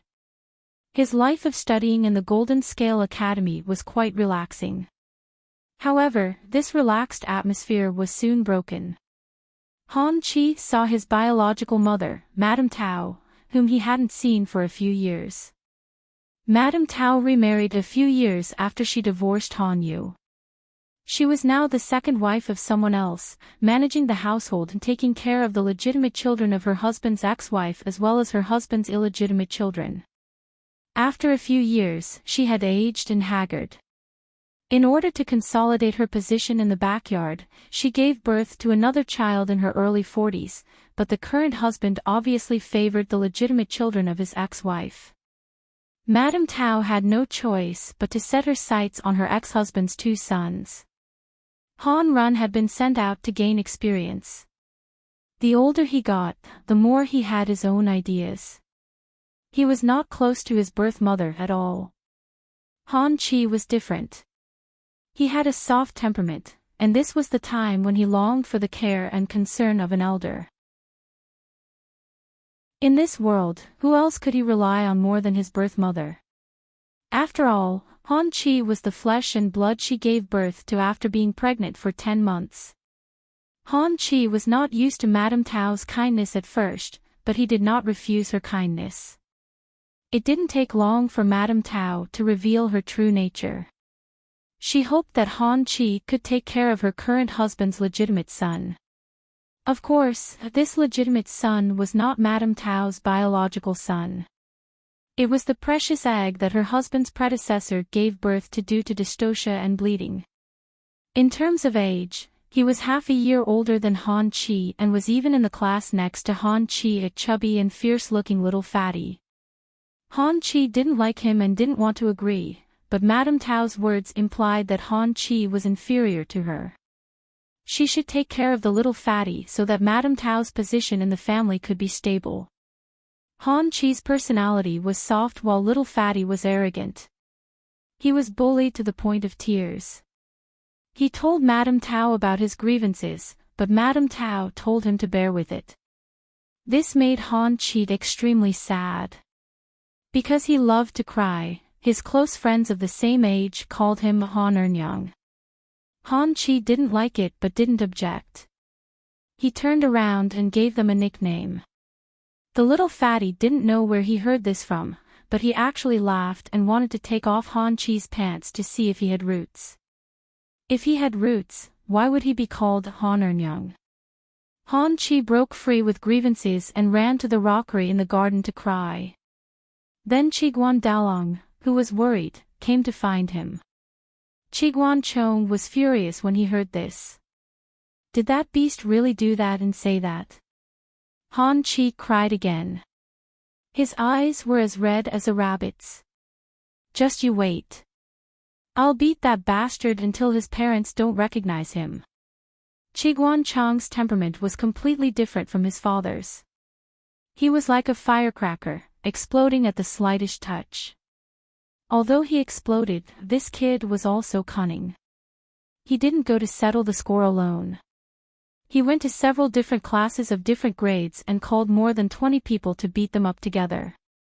This matter became big. Not only were the school teachers alarmed, but the parents of several children also knew. So many people beating one person. Isn't it not good? Han Chi hid behind Chiguan Chong like a rabbit and asked this person who was more like an older brother than an older brother. What are you afraid of? Don't you know that the law doesn't punish the masses? Therefore, Chiguan Chong, who said, the law doesn't punish the masses, was whipped by his father with a rattan cane. The law doesn't punish the masses. You've grown up. Chiguan Rang held the cane and said, today, I'll let you know that the law doesn't punish the masses. The more than 20 children who participated in the fight were basically the children of high-ranking officials in the court. There were sons and daughters. She didn't know how Chiguan Chong did it. He actually knew these children. When he said that his brother was bullied, these children all ran over to help. When Chiguan Rang heard that the cause was his son, he gritted his teeth in anger. His son was indeed a source of trouble. He was born to cause trouble for him. What was even more surprising was that after the 20 children were severely punished, they didn't resent Chiguan Chong. Instead, they showed an attitude of, brother, I'll bear the hardships with you and enjoy the blessings together. One by one, they silently accepted the punishment and limped home by their parents to continue to be punished. Han Chi was no exception. After all, he was the source of this vicious fight. However, Han Yu was a gentleman and he especially doted on his youngest son. A gentleman wouldn't punish his son with violence. He had to understand clearly before deciding how to punish him. After listening to his youngest son's pitiful narration, Han Yu was silent. He and Madame Tao had been separated for many years, but Madame Tao was still influencing the family like a ghost. Father, Han Yu asked him, do you want a mother? Han Chi. After a while, Han Chi said in a low voice, yes, but having a stepmother meant having a stepfather. That's what they used to say. Han Yu said, I'll look around. If it's possible. I'll try to find a suitable one. He didn't have much hope for it. In this life, Han Yu was still the mascot who dished the whole court. However, he was not only protected by Jiang Pingji, but also by Chiguan Rang, Wei Xiai, and other important ministers. Most of the ministers in the Golden Scale Academy were also inextricably linked to him. Not to mention that Master Yuanjing had been teaching at the Golden Scale Academy for so many years. The new generation of students under his tutelage had also entered the official ranks one after another. As the third disciple of Master Yuanjing, Han Yu was, in a sense, the senior brother of the new generation. Han Yu had offended many people, but his background was strong enough. Even so, he was still not competitive in the marriage market. As a man in his 40s, he had 2 legitimate sons, 1 illegitimate son, and 1 illegitimate daughter. Except for Han Chi, the other 3 were all adults and were still practicing and serving as officials. If the second wife married into the family, she would basically be a housekeeper. Even if she had children, she wouldn't be able to compete with the first few. Those who were well matched in terms of social status didn't like Han Yu. They were old and had children. Han Yu was worried about those who were from a lower social status. Han Yu had seen too many women in the inner house who did crazy things to fight for the family property. Therefore, the promise he made to Han Chi was basically a verbal promise. Han Chi didn't care about it. Han Yu didn't care either. He greeted the official media and forgot about it. When Han Yu crawled out of the pile of files and took some time to let the servants shave his face, the official media came to the door. The servant was shaving Han Yu's beard when the official media came. Why is the official media here? Run and the others are outside. The marriage is not urgent. She is still young. The servant had a strange look on his face. Master, the official media is looking for you. Han Yu. His brain, which had been overloaded for half a year, finally dug out relevant memories from the depths of his memory. Do you still remember this? The servant couldn't help but cry and laugh. Han Yu was a rich man. He was probably the most difficult matchmaker the official media had ever been. He didn't dare to push an unsuitable candidate to the front of the official media. The servant said, Master, it's rare that you have a day off today. Why don't you send him away? Han Yu also wanted to say yes, but the official media had been looking for him for half a year. It wasn't good to send him away. Let me see him. The official media bowed to Han Yu. After getting permission, he stood up and handed over the card and the picture of the candidate. Which family? Han Yu was a little curious. He also had some requirements for the target. It couldn't be a young and unmarried girl. He was over 40 years old. Why would an old man want to harm people? It would be best if the girl was educated and a widow. It would be best if she had a few children with her husband's family. Having children would mean having ties. She would treat Han Chi as her own and Han Yu would also take care of her children. The relationship of exchanging benefits made him feel more at ease. Han Yu also knew how busy he was. He was young and had fantasies about love. It would be a sin for him to marry someone. It would be better to choose a partner to live with. The official media revealed the information of the girl with a flattering smile. Han Yu happened to open the picture and was so shocked that he almost tore it apart. What a joke. Han Yu threw the picture on the table like a scourge. He didn't even look at the basic information of the girl. He was too familiar with the girl in the picture. Miyu came to the capital to report on her work half a year ago. She was a strong and fierce woman. She was the inspector of Ning province. She came to report on her work this time with the intention of being promoted again.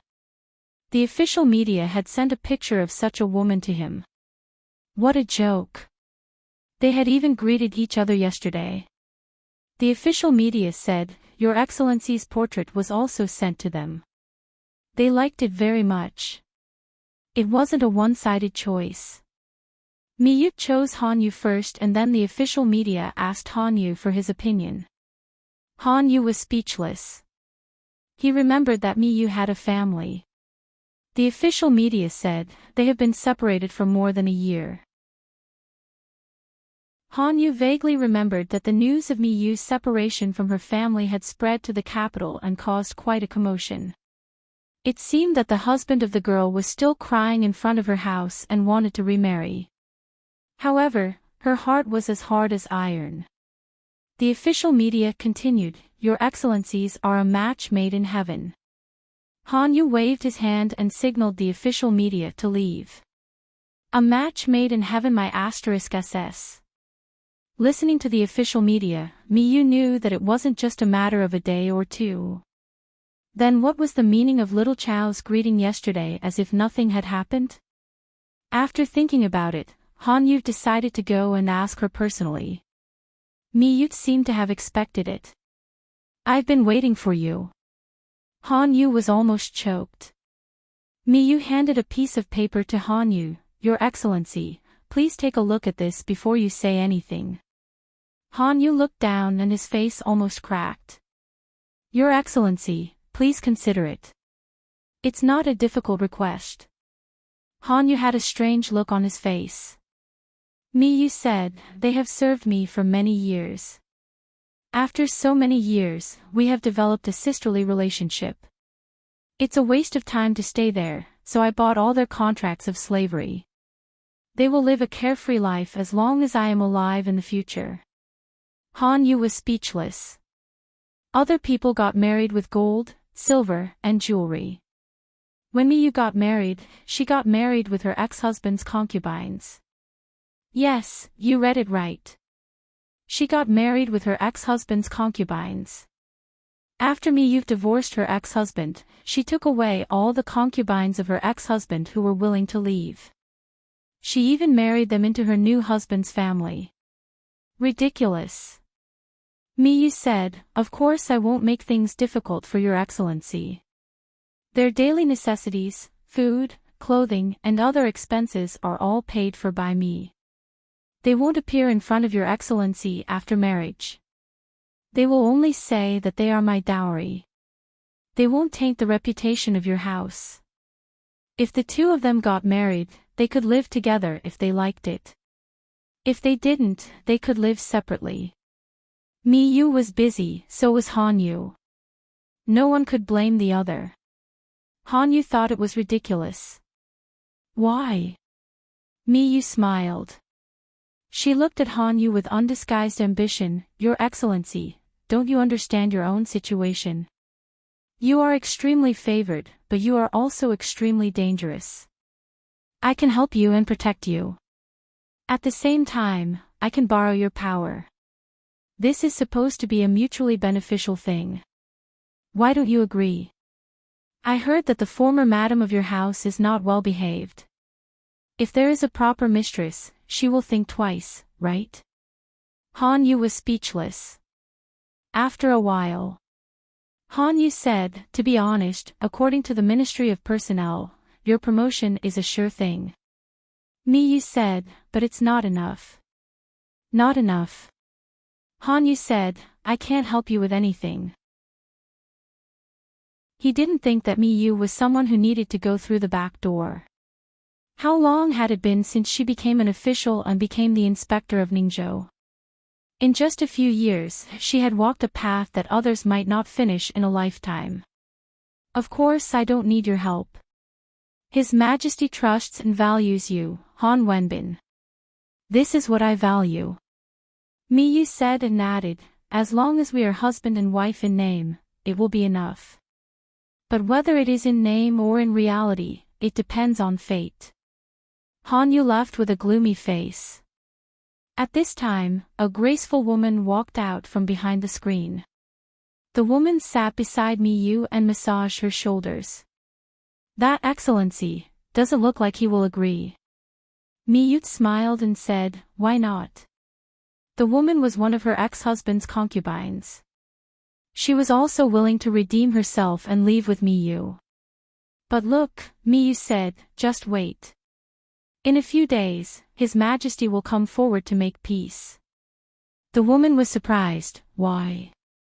Miyu said, "He has made too many enemies. It seems that he has a strong background, but the wind in the court is always changing. Who knows if his classmates who were laughing with him a few days ago will become his enemy in a few days. How many people have been hurt by his reform of the law? Many people are thinking about him." The woman said, "Then His Majesty wants to make peace." Miyu said, "Of course, to protect this precious egg." As expected, Miyu would definitely rise to a high position. But she still felt that it was not enough. She really wanted to be at the top of the world. A small Ningzhou couldn't satisfy her ambition.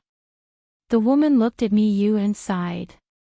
"But, you don't have to get married," Miyu said. "Even if we get married, we can live our own lives. He is an excellent shield. So am I." She and Hanyu were not young people in their 20s. They knew what they wanted. "Do you think I am wronged?" In the eyes of ordinary people, marriage is a big event that will affect their whole life. But if I get married again, it will be my third marriage. When it came to getting married, it was a matter of familiarity the first time, familiarity the second, and familiarity the third. It doesn't matter whether we get married or not. What matters is how we live our lives. Miyu's effort was equal to her gain, so she didn't feel wronged.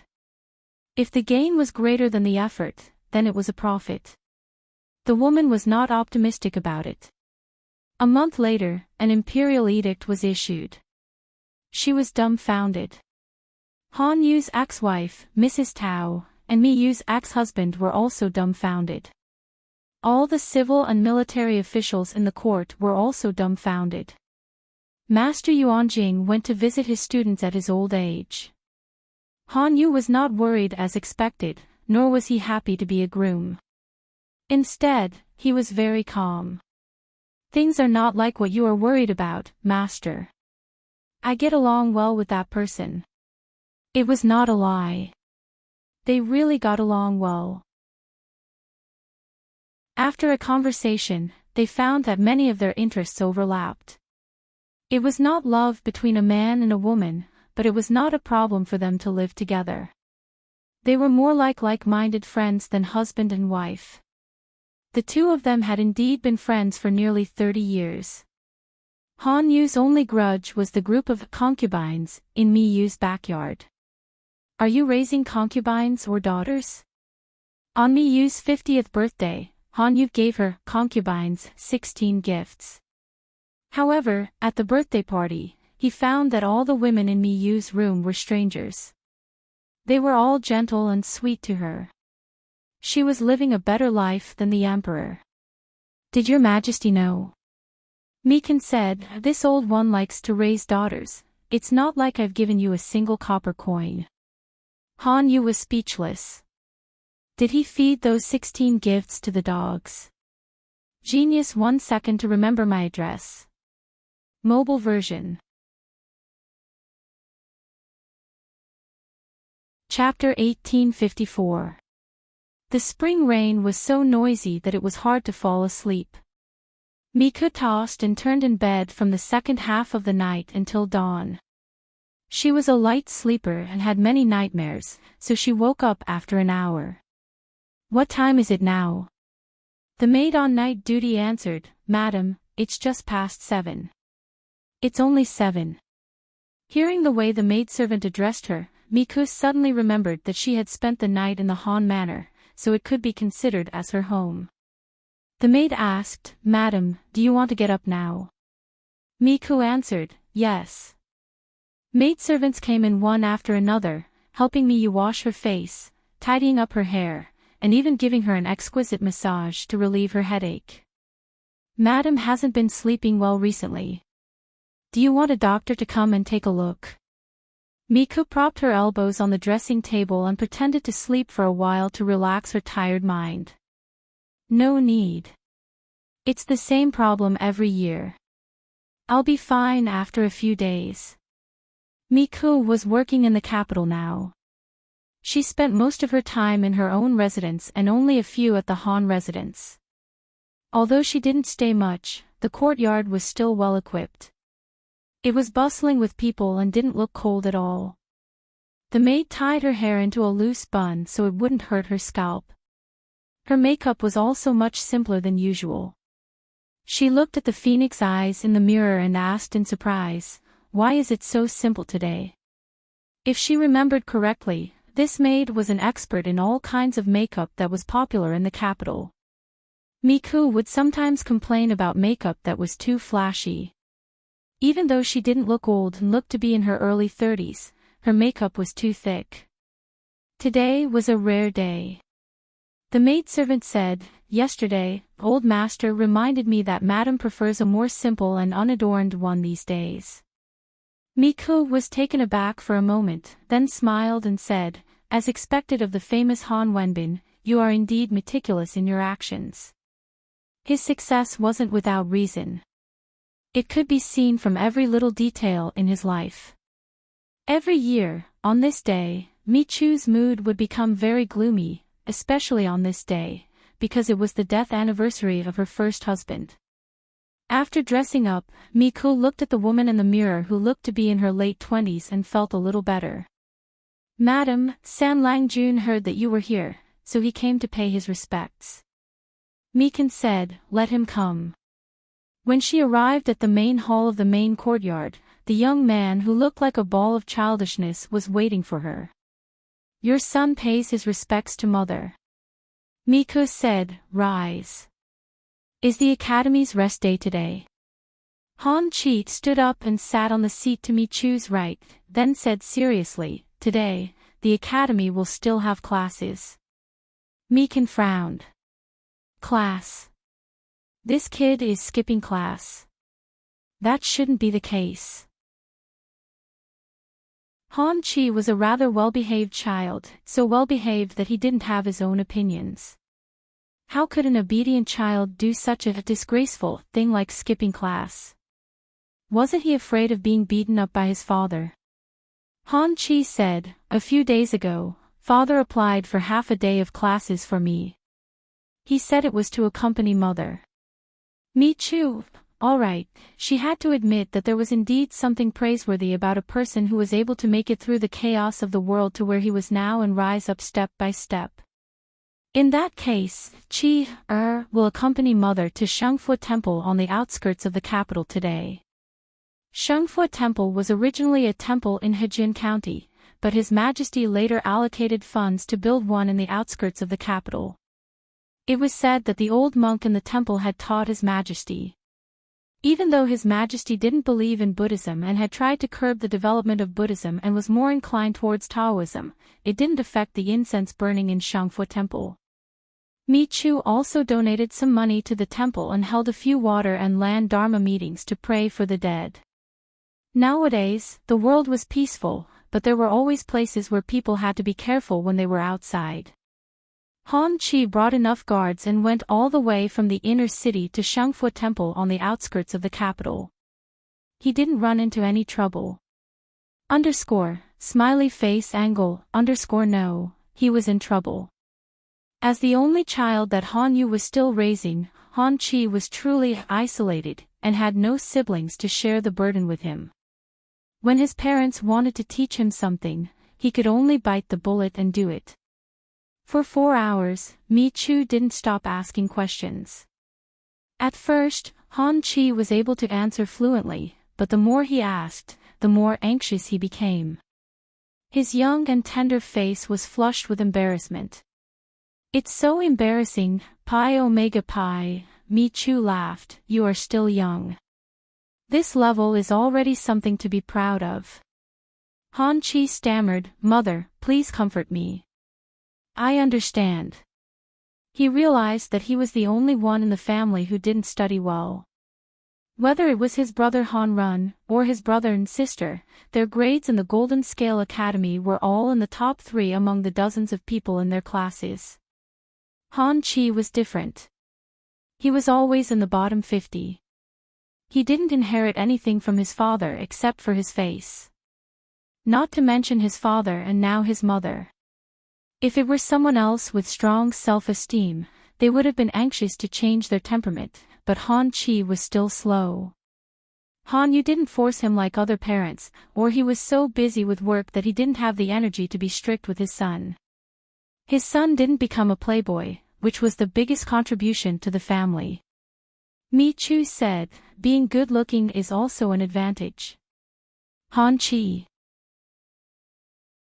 Mi Chu said, "If you have a bit more knowledge, with that face of yours and your family background, you should be able to become a famous scholar." Han Chi was speechless. He couldn't tell if his mother was praising or insulting him. Today wasn't a big festival, but there were still many tourists in the temple and there were many carriages outside. Han Chi saw a familiar carriage in the parking lot and stopped in his tracks. Mi Chu looked in the direction and found the family emblem on the carriage familiar. Wasn't that the family emblem of Han Yu's ex-wife who remarried? Mother. Mi Chu was also aware of the resentment between Han Yu and his ex-wife. She frowned slightly, but her heart softened when she saw Han Chi's pitiful rabbit face. "Let's go. Don't waste time."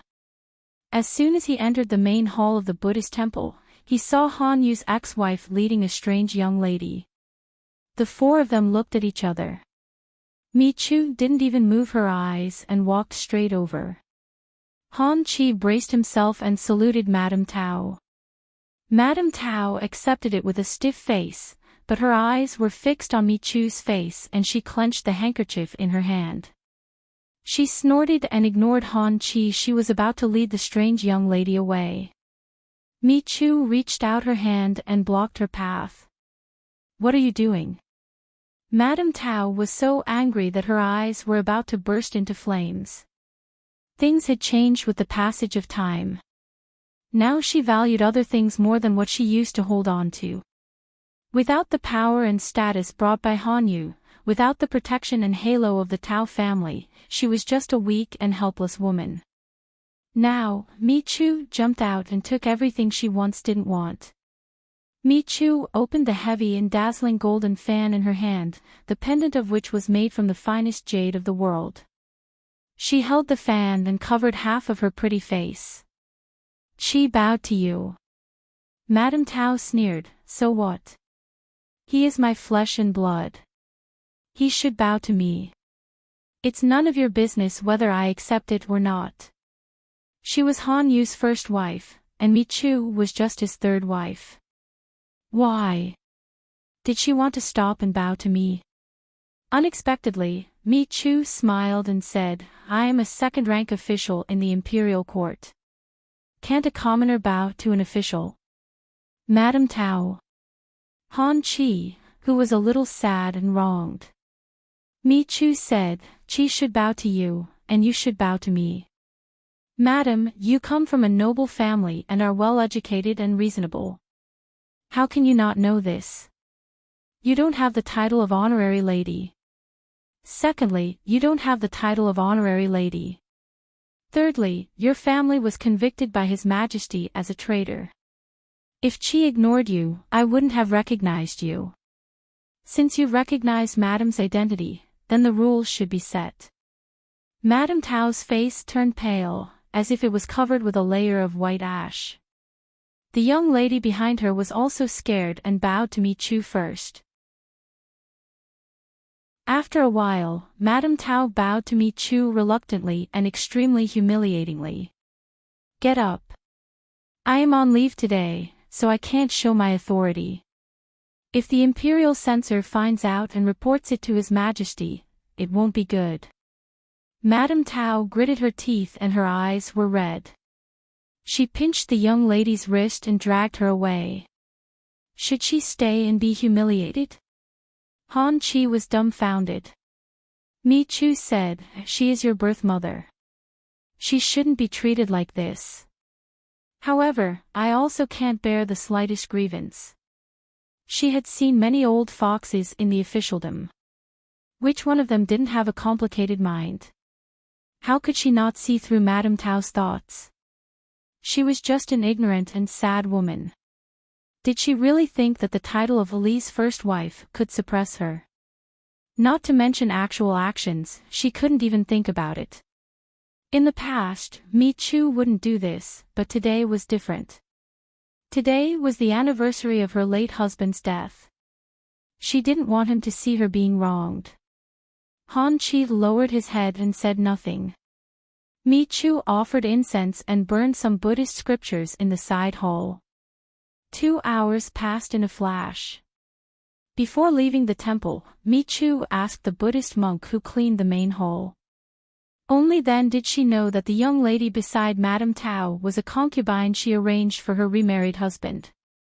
In order to win over her husband's heart and to stabilize her position as the first branch, she desperately hoped that the concubine she carefully selected could have a child as soon as possible. Today, she offered incense to pray for a child. The corners of Mi Yu's mouth twitched, and she couldn't help but retort, I can understand praying for good health, but what's wrong with going to a monastery to pray for children? Han Chi was puzzled. Why? Mi Yu said, don't you think it's ridiculous for a monk to say that the world is empty and seek a child from a monk? Han Chi, if the Buddha heard this, he would cry. Mi Ku was very busy, but she was still better off than Han Yu. She had 3 days off every month. Out of respect for Han Yu, Mi Kan would occasionally ask about Han Chi's studies and care about his life in the academy. It was Han Chi's first time coming into contact with a woman like Mi Chu, and he quickly felt closer to her than his birth mother, Madame Tao. Han Chi was sent back to the Han estate by the housekeeper. The woman who was massaging Mi Yu's shoulder said, Third Lang Jun is not bad. He has a pure and kind nature. What are you trying to say? The woman said with a smile, there's no harm in passing him over and putting him under your name. I'm sure the old master will agree.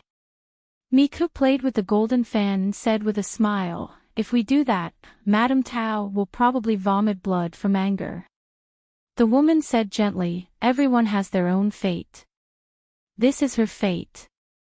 To be able to forcefully turn a situation like this into the current situation was also a skill. She prided herself on being smart, but she never saw the truth in her life. Her fate had always been in the hands of others. It wasn't others who wanted to control her fate, but she took the initiative to give it to others. All honor and disgrace were tied to her family, her husband, and her son. Her family was destroyed, her husband was divorced, and her son was estranged. She lost everything, but she still didn't wake up and continued to stubbornly step into the same pit. She wouldn't understand now, and she wouldn't understand why her life was like this in the future. Miku looked at the painting and inscription on the golden fan and said indifferently, I only hope that there will be fewer women like her in the world. The woman said, with Madame as a role model, why would those women not be moved? Miku sneered, you don't understand. There are always more people who sit back and enjoy the fruits of others' labor than those who do it themselves. So what if there was a role model? The current emperor was still a woman. As long as getting married and having children is still a way out for women. Women like Madame Tao will still be endless. Miku sneered, they will only say, this is a woman with a good life, it's a pity that she has been married 3 times, no matter how high the position and generous the salary is, it's not as good as them. Then they will turn around and teach their daughters to work hard to marry better men, and teach their sons to study hard and practice martial arts, so that they won't be inferior to women. No one is a fool. Of course, they know that it's much easier to marry a man in a high position than to become a woman in a high position. The woman didn't understand. Many years later, Hanyu asked her if she wanted to be buried with her late husband. She was dying of old age. Miku smiled, it's good to be a neighbor with an old man like you. Why bother the dead? Hanyu sat beside the bed and asked her, are you relieved now? Things that I couldn't think through at 17 should be solved at 71. How can my state of mind be the same as now? Her young man lived in her heart for nearly 50 years. She didn't have the passionate feelings and obsession of the past. Instead, she felt that he was an old friend who had left for a long time. She said hello, and take care. She looked at the sunlight outside the window. Vaguely, he could hear a faint chuckle in his ears. Miku smiled. An old friend finally returned. Please remember the domain name of this book. Jutian Xinhuang Mobile Version. Chapter 1855. Feng Zhen was nicknamed Prodigal Feng. His life philosophy was, joy should be enjoyed in time, how could it be delayed? This was a free and unruly wastrel who was particular about carpe diem. Others laughed at him for being deviant and not knowing what etiquette was. He laughed at others for working hard all their lives and never having a day of true joy. Such a prodigal naturally couldn't be expected to live a 9-to-5 life. It was already good enough that he wasn't caught skipping work every day. However, the situation wasn't right in the past 2 days. Had Prodigal Feng been possessed by someone or something? He actually didn't leave early or arrive late. No, not only did he not leave early or arrive late, but he also arrived early and left late. His brows were full of nervousness and alertness, and his nerves were stretched taut. Could it be that the situation at the front line is tense? Even Prodigal Feng, who had always been unrestrained and calm, was so serious. Was it because the situation at the front line wasn't right? When Feng Zhen wasn't paying attention, such rumors quietly spread, causing many fence-sitters to panic. Finally, it reached the ears of the Lord, Jiangpingji. She frowned. As the Lord, she was the clearest about the situation at the front line. The enemy couldn't withstand a single blow. The situation wasn't tense, and the provisions and logistics were in place. No matter how she looked at it, this battle was a sleeping victory. What was Fengzhen up to all of a sudden, making everyone so restless? Seeing that the rumors were getting more and more exaggerated, Jiangpingji couldn't help but grab Fengzhen and ask him about it. Why haven't you been to New Lu recently to drink and watch dances? The lady boss of the tavern you frequent is still thinking about your money pouch. Fengzhen. The two of them stared at each other. Fengzhen suddenly revealed a little grievance that made one's heart ache. This time, it was Jiangpingji's turn to be confused. She reflected on herself and didn't find any problems with her words. Did it agitate Fengzhen? The person who went to New Lu all day to drink and watch dances was indeed Fengzhen. The lady boss of the tavern was also concerned about his money pouch. He used to be radiant when he talked about these things. Why did he look as if he had offended an innocent woman? My lord, I'm afraid I won't be able to go again, Fengzhen muttered. Please don't urge me to go again. As Fengzhen's gang of scoundrels, it was perfectly normal for them to go to the women's den to drink and watch a dance together.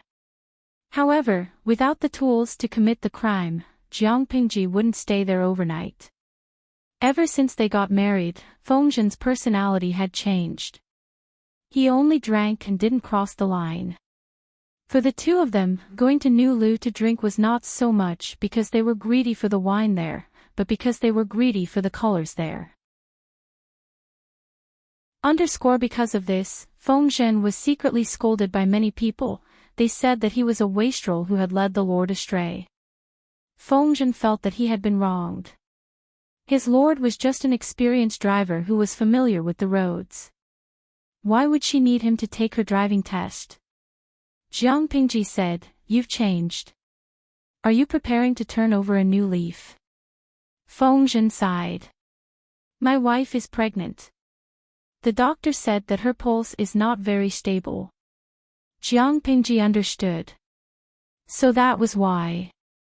If that was the reason, she could understand Fengzhen's choice. It was fine if he wasn't serious normally, but he should pay attention to his wife's pregnancy. This was something he should do as a man.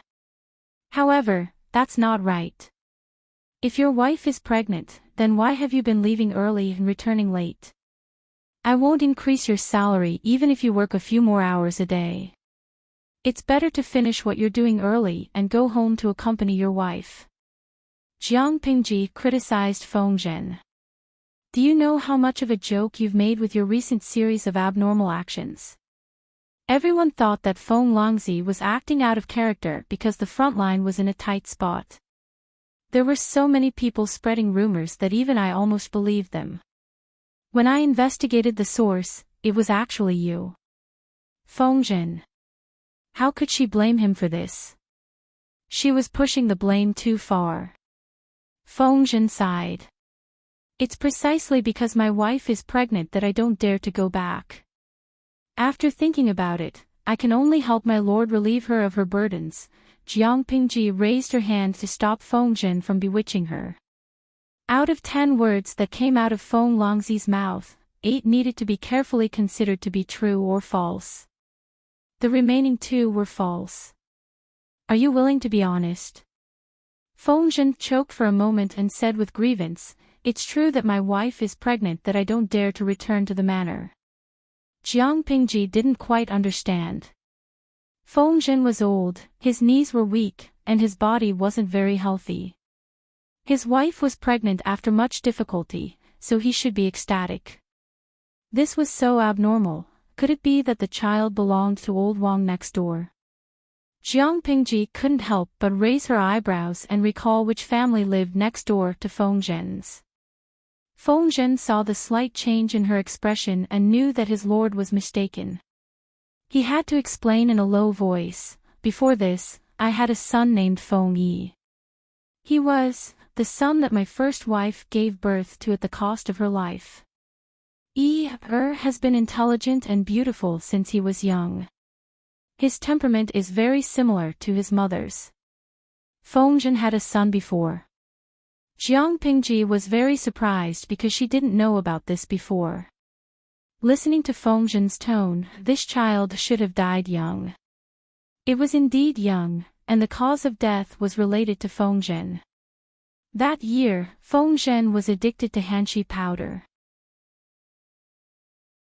The young Feng Yi didn't know the truth and happened to see Fengjin after taking hanshi powder. He thought that something had happened to him and hurriedly went to find the housekeeper to save Fengjin. Who knew that in early spring, the rain would be plentiful and the moss would be lush. Little Feng Yi accidentally slipped off the stone steps and fell into the icy cold pond water. Although he was saved, he caught a serious cold that night and died of high fever. Fengjin always thought that he was the cause of his son's death and felt regret for many years. Sometimes, he would dream about this intelligent son in the middle of the night and couldn't help but cry when he woke up.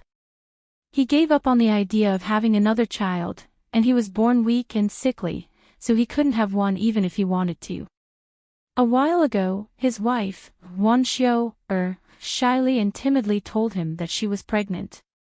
Fengjin felt his whole body go blank, as if a cold chill spread from the soles of his feet to his head.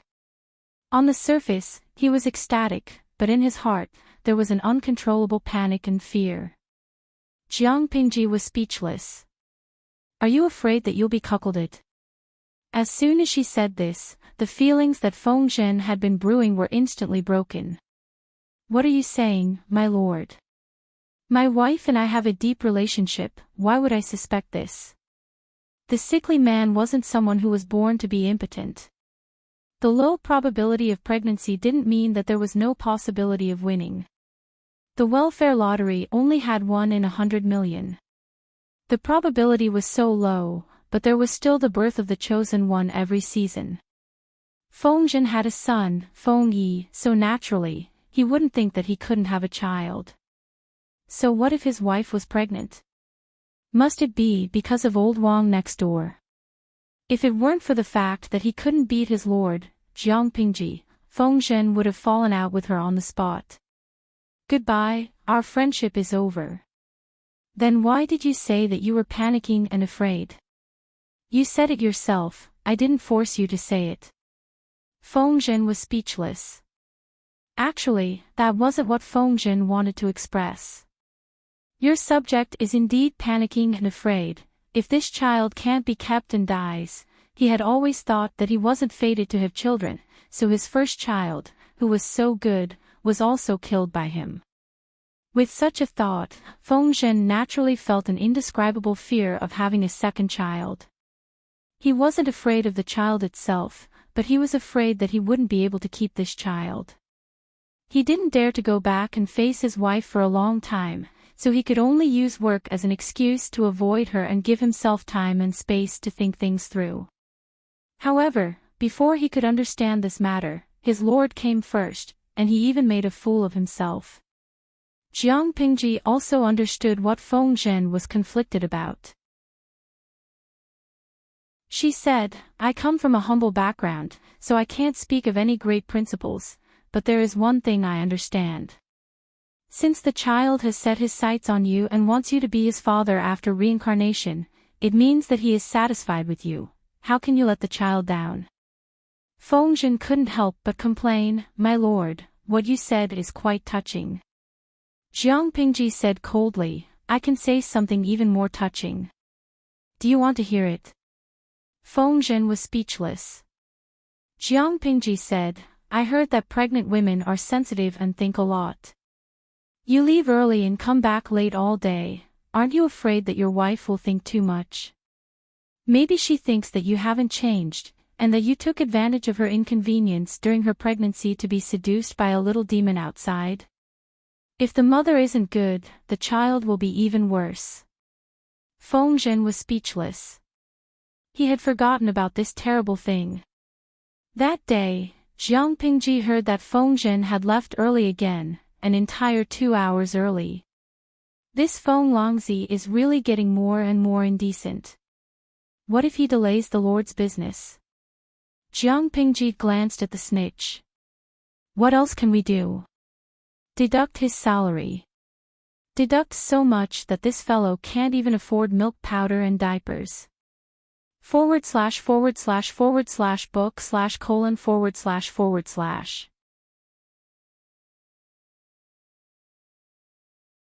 Chapter 1856. On the road on the outskirts of the capital. The blue-robed young man looked at the lofty wall that was faintly visible on the horizon. His eyes couldn't help but light up a little. Feng Langjun, it's windy outside. Why don't you rest in the carriage? The curtain of the carriage was lifted, revealing a small and delicate face. There were a few freckles on her cheeks, but she looked even more cute and lively. The girl's invitation made the young man in blue fall into a trance, but it quickly turned into awkwardness. He rejected her, and couldn't help but steer his horse away from her. Seeing this, the girl snorted and pouted. You look like a smart person. Why are you so insensible? The young man in blue had good eyes and ears. The sound of the carriage wheels wasn't loud, so he didn't miss the girl's complaint. His expression became even more awkward. At this time, the young man riding with them came forward and joked in a low voice, Brother Rongley, you're so boring. The lady is interested in you. But you, the goddess dreams, the king has no heart. The lady is the daughter of a rich merchant in Sun Prefecture. Her father is very rich and her business seems to be quite big. If you marry her, you can spend the rest of your life lying on a mountain of gold and silver. The young man in blue glared at him, but his eyes were so good that he couldn't feel any disgust when he glared at him. If you like it, go ahead. Don't drag me into it. His companion laughed. If I had a face like Brother Rongley's and talent, I would naturally try my luck and see if I could marry into her family and become her son-in-law. Unfortunately, the body that my parents gave me has already been decided. She doesn't like your blockhead. The young man in blue sighed helplessly. Seeing this, he could probably guess who he was. It was Feng Rongley, the eldest son of Feng Zhen, who had outstanding achievements in local politics and was transferred back to the capital. But he was unlucky. He accidentally got separated from his servant and didn't bring much money with him. Fortunately, he met the young man next to him, a Jianghu ranger who said he wanted to go to the ends of the world with his sword and punish evildoers, so he hitched a ride with him. This ranger companion was a warm-hearted person. His only flaw was his fondness for women. He would never stop fooling around. However, what made Feng Yi and her companions despair was that all the flowers and plants that were attracted had their eyes on Feng Yi. No matter how Feng Yi said he was engaged and that he had a fiancé at home, it couldn't stop his luck with women. The exuberant peach blossoms made Feng Yi tremble. His companion laughed at him for being timid. How could a man like a man be scared by a woman who came to him voluntarily? Feng Yi and Feng Yi's Feng Yi. How could he tell his friends that half a year ago, his fiancée had sent him a letter from home, along with a romance book with a seemingly strange plot? Oh, the author was Layman Zaiki, who had been growing more and more girlish these years. The book had a total of more than 30,000 words, and in a concise manner, it told the story of a high-ranking female official who took 7 tests to meet her fiancé, and finally got married and entered the bridal chamber. In layman's terms, this was the woman setting a trap for the man, one trick after another. Feng Yi couldn't help but break into a cold sweat for the male protagonist. What worried him the most was that there was a small note in the letter. Changxing asked him if he wanted to do the same. Feng Yi was worried since he was on his way. He was afraid that he would meet Miss Bao, the prostitute who sold herself to bury her father, the poor servant girl who was abused by her master. Of course, Feng Yi had not met any of these tricks since he had been on the road. But it didn't mean he was safe. Especially when the ranger who was with him was a womanizer. Feng Yi was always nervous. "You're such a boring man." Feng Yi frowned and said, "A gentleman should be clean." His companion smiled and said, "Fine, you're a gentleman. I just want to be a playboy." Feng Yi frowned again, but he didn't say anything. When they were about to enter the city, Feng Yi declined the goodwill of the rich merchant and his daughter. His heart wanted to fly to the mansion. "You really refused?"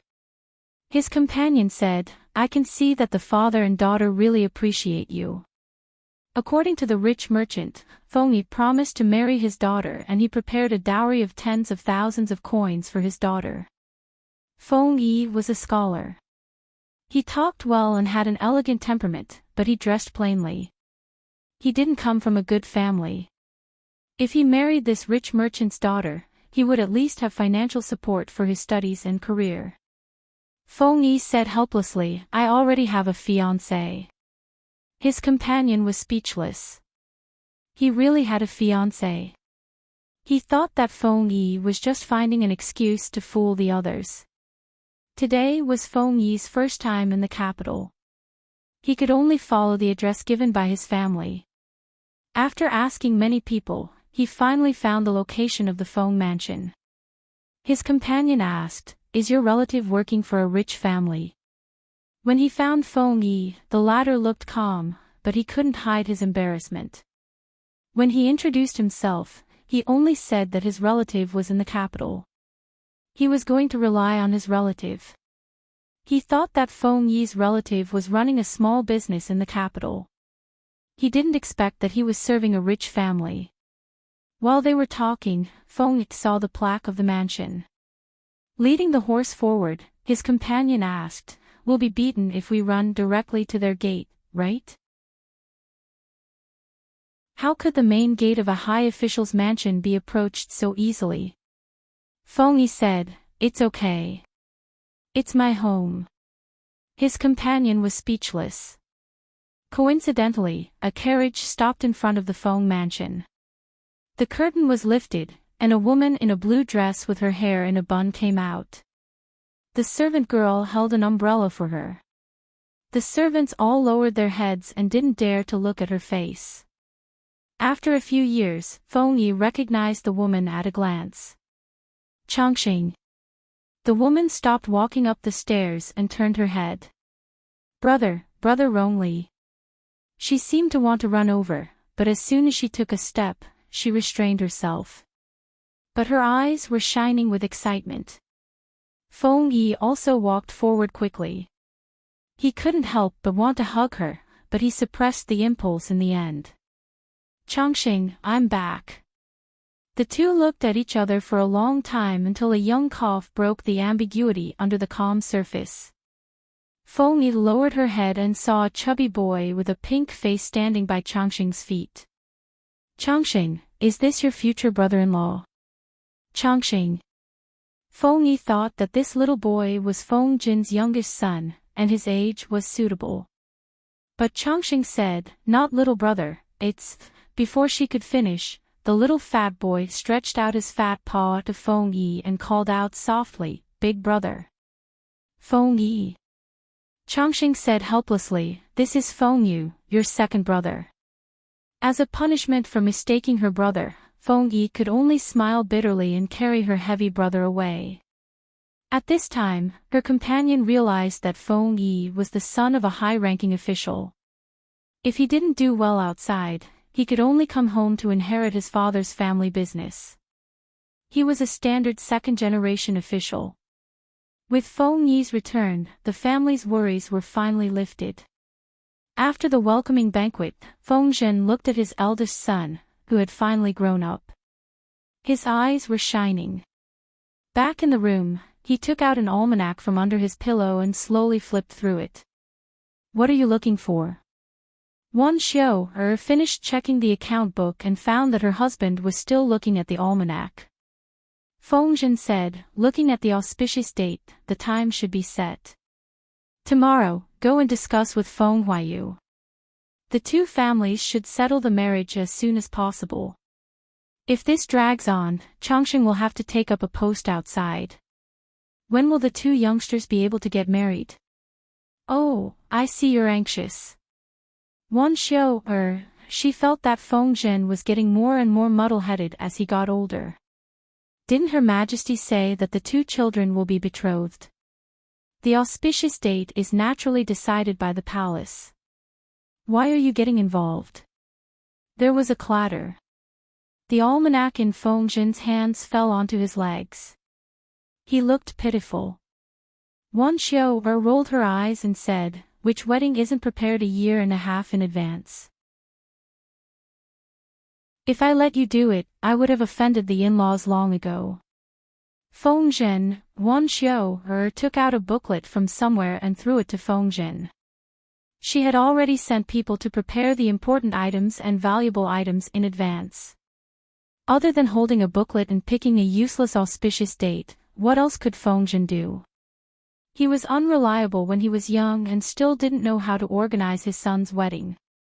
Feng Yi could grow up to this point without becoming crooked thanks to the protection of his late wife in the underworld. Her Majesty had secured the betrothal. His wife, Wan Xiu, had prepared the betrothal gifts. His son was a handsome groom. He looked dashing in formal attire. His son had kidnapped a bride since he was young. She was a noblewoman with the highest status in his generation, aside from the two princes. Feng Zhen had no place to interfere at the wedding banquet. Time passed quickly. The only thing Feng Zhen could do was drink a few more cups of wine. He was so moved that his eyes were brimming with tears. As the one marrying off his daughter, Feng Jin looked at Feng Zhen's sobbing face. He wasn't even that sad about his daughter marrying off. Why was Feng Zhen crying first? If not for his wife, Wei Jingxian, stopping him, Feng Jin would have argued with Feng Zhen. What was he crying about? Was he dissatisfied with his daughter? Wan Xiu felt embarrassed and said in a low voice, "What are you crying about? You've made a fool of yourself in front of the in-laws and the officials." Feng Zhen said, "Whenever I think about Rongli getting married, I feel terrible and suffocated." Wan Xiu, No, I'm saying that Rongli finally has a family. As his father, I'm happy and moved. Back then, he was just a small bull. Feng Zhen immediately changed his words. He made a pitiful gesture with his hands and said, "When the midwife carried Rongli to me, he cried even more weakly than a kitten. At that time, I thought we couldn't keep the child. In the blink of an eye, more than 20 years have passed and Rongli is already married. Who knows, he might even become a father next year. Thinking about this, I have mixed feelings and can't help but want to cry." Feng Zhen had a good tolerance for alcohol. Usually, he wouldn't get drunk after 1,000 cups. He wouldn't even blush after drinking 1 or 2 jars of wine. But today, for some reason, he couldn't help but feel his eyes ache after only 2 cups of wine. It was his son getting married, but he felt like he was marrying off his daughter. That feeling of regret and satisfaction filled his heart. Thinking about his youngest son coming back after more than 10 years, Feng Zhen felt even sadder. He really needed to suck on his chubby son to catch his breath. Where did Feng Yu go? Come, let him suck on some wine. Comfort his hurt father's heart. Feng Yu rejected the offer. How could his unruly father compare to Prince Yan? Does this count as satisfaction? Listening to the sounds of the wedding banquet behind her, Jiang Pingji, who was in disguise, couldn't help but sigh. Wei Ci thought about Feng Zhen's loss of composure and laughed. Yes, satisfaction. When a person is happy, the moon is round. Please remember the domain name of this book, Jiutian Shenhuang mobile version.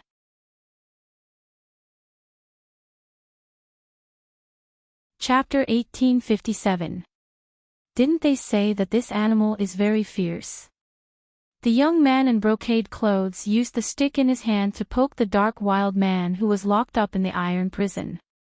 It was said that the wild man in the iron prison was a child raised by a wolf pack. For some reason, he was separated from the wolf pack and was caught by a playboy who went out to hunt. They had heard of wolf children, but they had never seen a living one.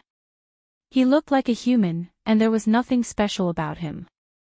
The servant standing next to the young man said in a trembling voice, "He was fed medicine, and now he has no strength left in his body. He was very fierce before, and even bit someone's arm off." That ruthlessness made people shiver. "Lang Jun, be careful.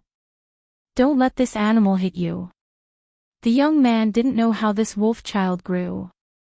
He looked like he was about 10 years old, but he was as tall as an adult man. He was tall and strong, and his muscles were tight and full of explosive power.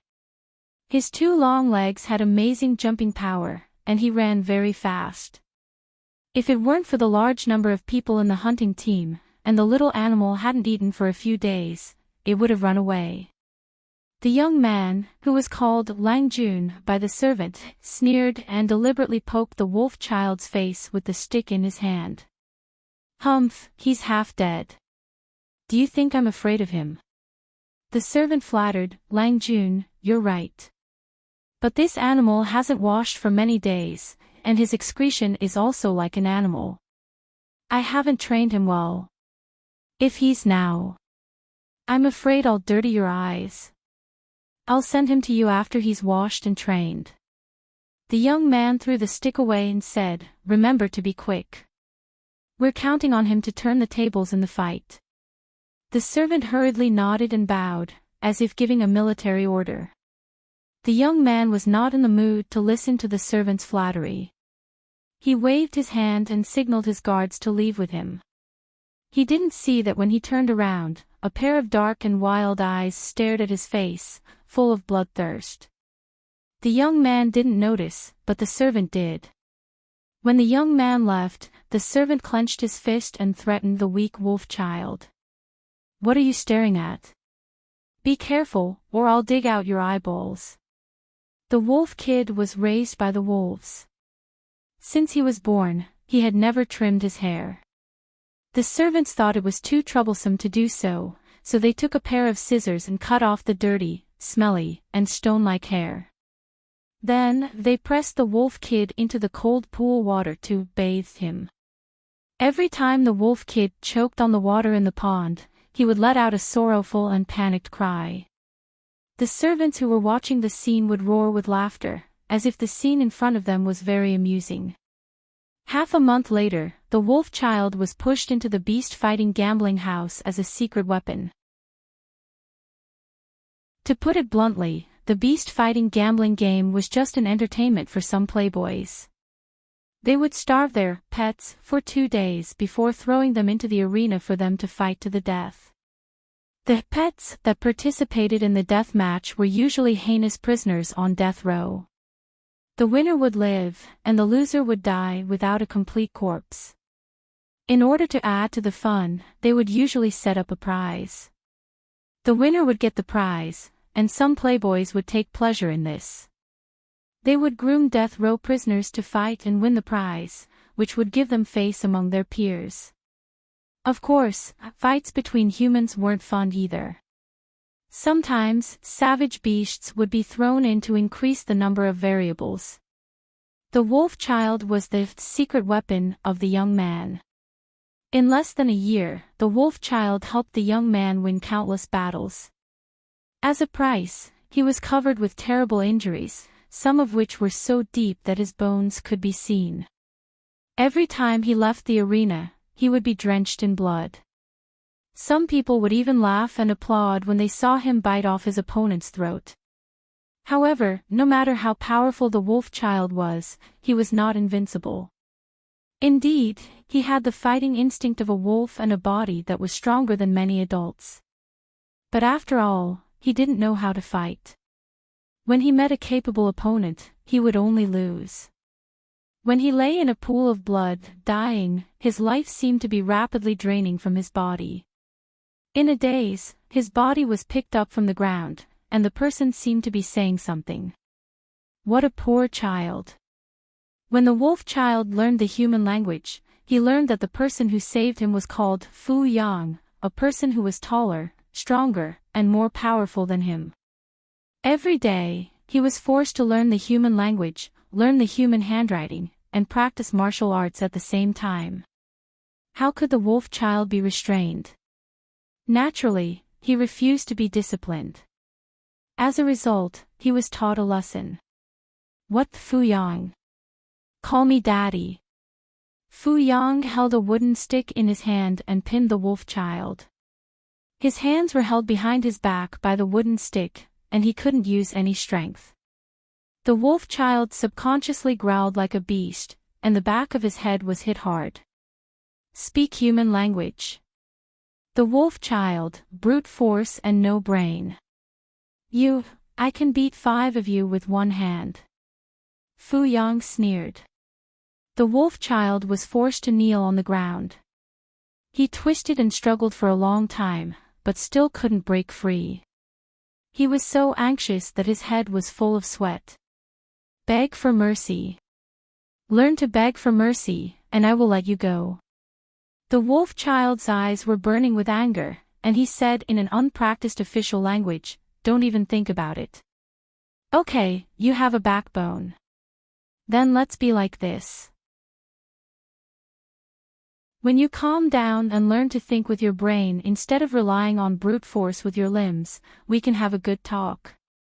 Fu Yang didn't loosen his grip and said with a smile, "Let's see who gives in first." The two were in a stalemate from noon until the moon was high in the sky. The wolf child knelt until his knees were bruised. Fu Yang felt that the stimulation wasn't enough, so he asked his beloved concubine to feed him. The wolf child could only kneel and smell the food, but he couldn't eat it. "Kid, do you see that?" Fu Yang's mouth was full of oil, replenishing his lost strength. The wolf child was so tired that his lips were cracked, and his dark eyes were bloodshot.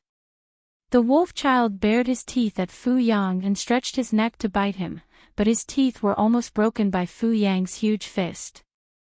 "You have to learn to be flexible, kid. Pure brute force will only make you die without even knowing how you died." Fu Yang grabbed a pair of chopsticks with his free hand, picked up a piece of meat, and put it next to the wolf child's mouth. "I know you can understand human language. If you understand, then eat. If you don't, then continue to starve." After a while, Fu Yang heard the wolf child spit out a mouthful of bloody saliva, threatening him fiercely. "I will kill you sooner or later. Yo, you've learned to talk tough. You've improved a lot, but you're still a little green." Fu Yang sneered, "In this world, there are many people who want to kill me. The Meng family is not even on the list. Who do you think you are? When I die of old age, you probably won't have the chance." Fu Yang took pity on the wolf child and accepted him as his godson. He even gave him a name. "In the future, you will be called Wang Fu Wang." The wolf child thought that Wang meant expectation. Many years later, he learned that the name Fu Yang gave him was derived from, "I hope that he will come back." Fu Yang's way of education was quite simple and rough, which was just right to restrain wild and unruly people like Fu Wang. Why didn't he learn calligraphy and the art of war? Beat him until he was willing to learn. Why didn't he learn the elegant language? Beat him until he could speak fluently. Why didn't he call him father? Beat him until he could call him father sweetly. If you don't have the power to resist, you have to learn to be flexible. This is called strategic hibernation. It's not a disgrace to conserve energy and endure hardships. Fu Yang stroked his adopted son's head. Every time he beat his adopted son, he would instill such thoughts in him. If Fu Wang admitted defeat soon, he would be beaten again. "You're a wolf, not a dog. Why are you wagging your tail? You can't lose the courage in your bones. You're embarrassing me. Fu Wang, I'm afraid it's going to be difficult. Under such an education model, it was impossible for Fu Wang not to be crooked. I count on my fingers. You're about 21 or 22 this year, right? Fu Wang rolled his eyes. How did he know how old he was? Come, son, let your Uncle De take you to a good place. You're an adult, you should learn some things. Uncle De was the death row prisoner who had beaten Fu Wang to death. At that time, Fu Yang had saved Fu Wang by chance to save his old comrade who had become a death row prisoner. Fu Yang adopted Fu Wang and the latter became his only son. Uncle De naturally became Fu Wang's martial arts master and one of his elders. Learn what? Fu Wang was traumatized by it. Fu Yang smiled slyly. You'll know when you get there. It's a good thing. In the end, Fu Wang was still dragged to the women's room and spent the night in a daze. Fu Wang was born to do this. At the age of 27 or 28, he became the most famous general under Fu Jing's command. Fu Yang was the spy that the royal family of Dongqing had placed in Cangzhou to monitor the Mangs. The conflict between him and the Mangs had escalated. During that time, Fu Wang clearly felt that the atmosphere in the military camp had become strange. Fu Yang, the old man, also became haggard and thin at a speed visible to the naked eye. You're dying. Fu Wang happened to hear the doctor's words. He grabbed the doctor like a chicken and confronted him in front of Fu Yang's sickbed. Fu Yang smiled weakly. I'm so old. I'm not allowed to die of old age. Fu Wang pursed his lips tightly and said nothing. Fu Yang was only 45 years old. He had always been strong and there was still a long way to go before he died of old age. A while ago, when the father and son were fighting, Fu Wang was suppressed by Fu Yang for a while with his rich experience. If Fu Wang didn't have the advantage of physical strength, he probably wouldn't have had the upper hand. How did he fall ill so easily? After Fu Yang finished speaking, his face suddenly darkened. If I die, remember not to mistreat your uncles. Otherwise, I'll crawl back to the netherworld and strangle you to death. Fu Wang's heart was filled with indescribable annoyance. Someone set you up. Who? The old bastards of the Mangs. Calm down.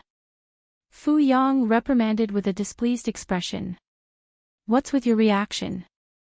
Have your years of teaching been eaten by dogs? Fu Wang was so angry that he flung his sleeves and left. When he saw Fu Yang again, the latter was already in a dying state.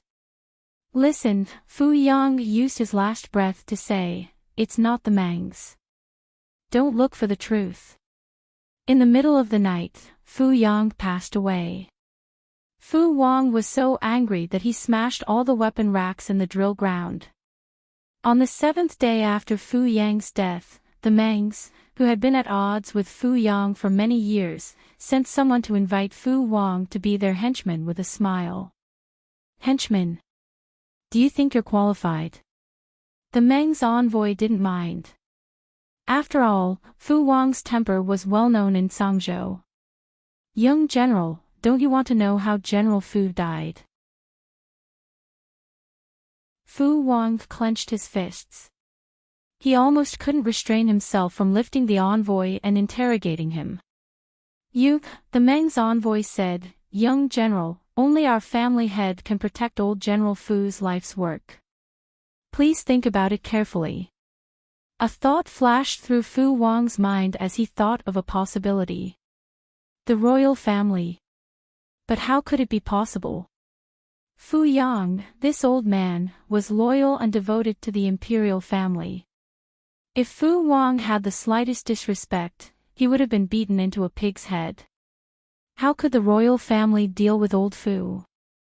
The Meng's envoy smiled meaningfully, but Fu Wang's heart sank. Is the emperor suspecting my adoptive father? The Meng's envoy said, "Being with the emperor is like being with a tiger.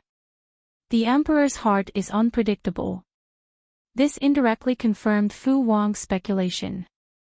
Not long after, Fu Wang took the soldiers and confidants left by Fu Yang to join the Mengs, but they didn't listen to orders.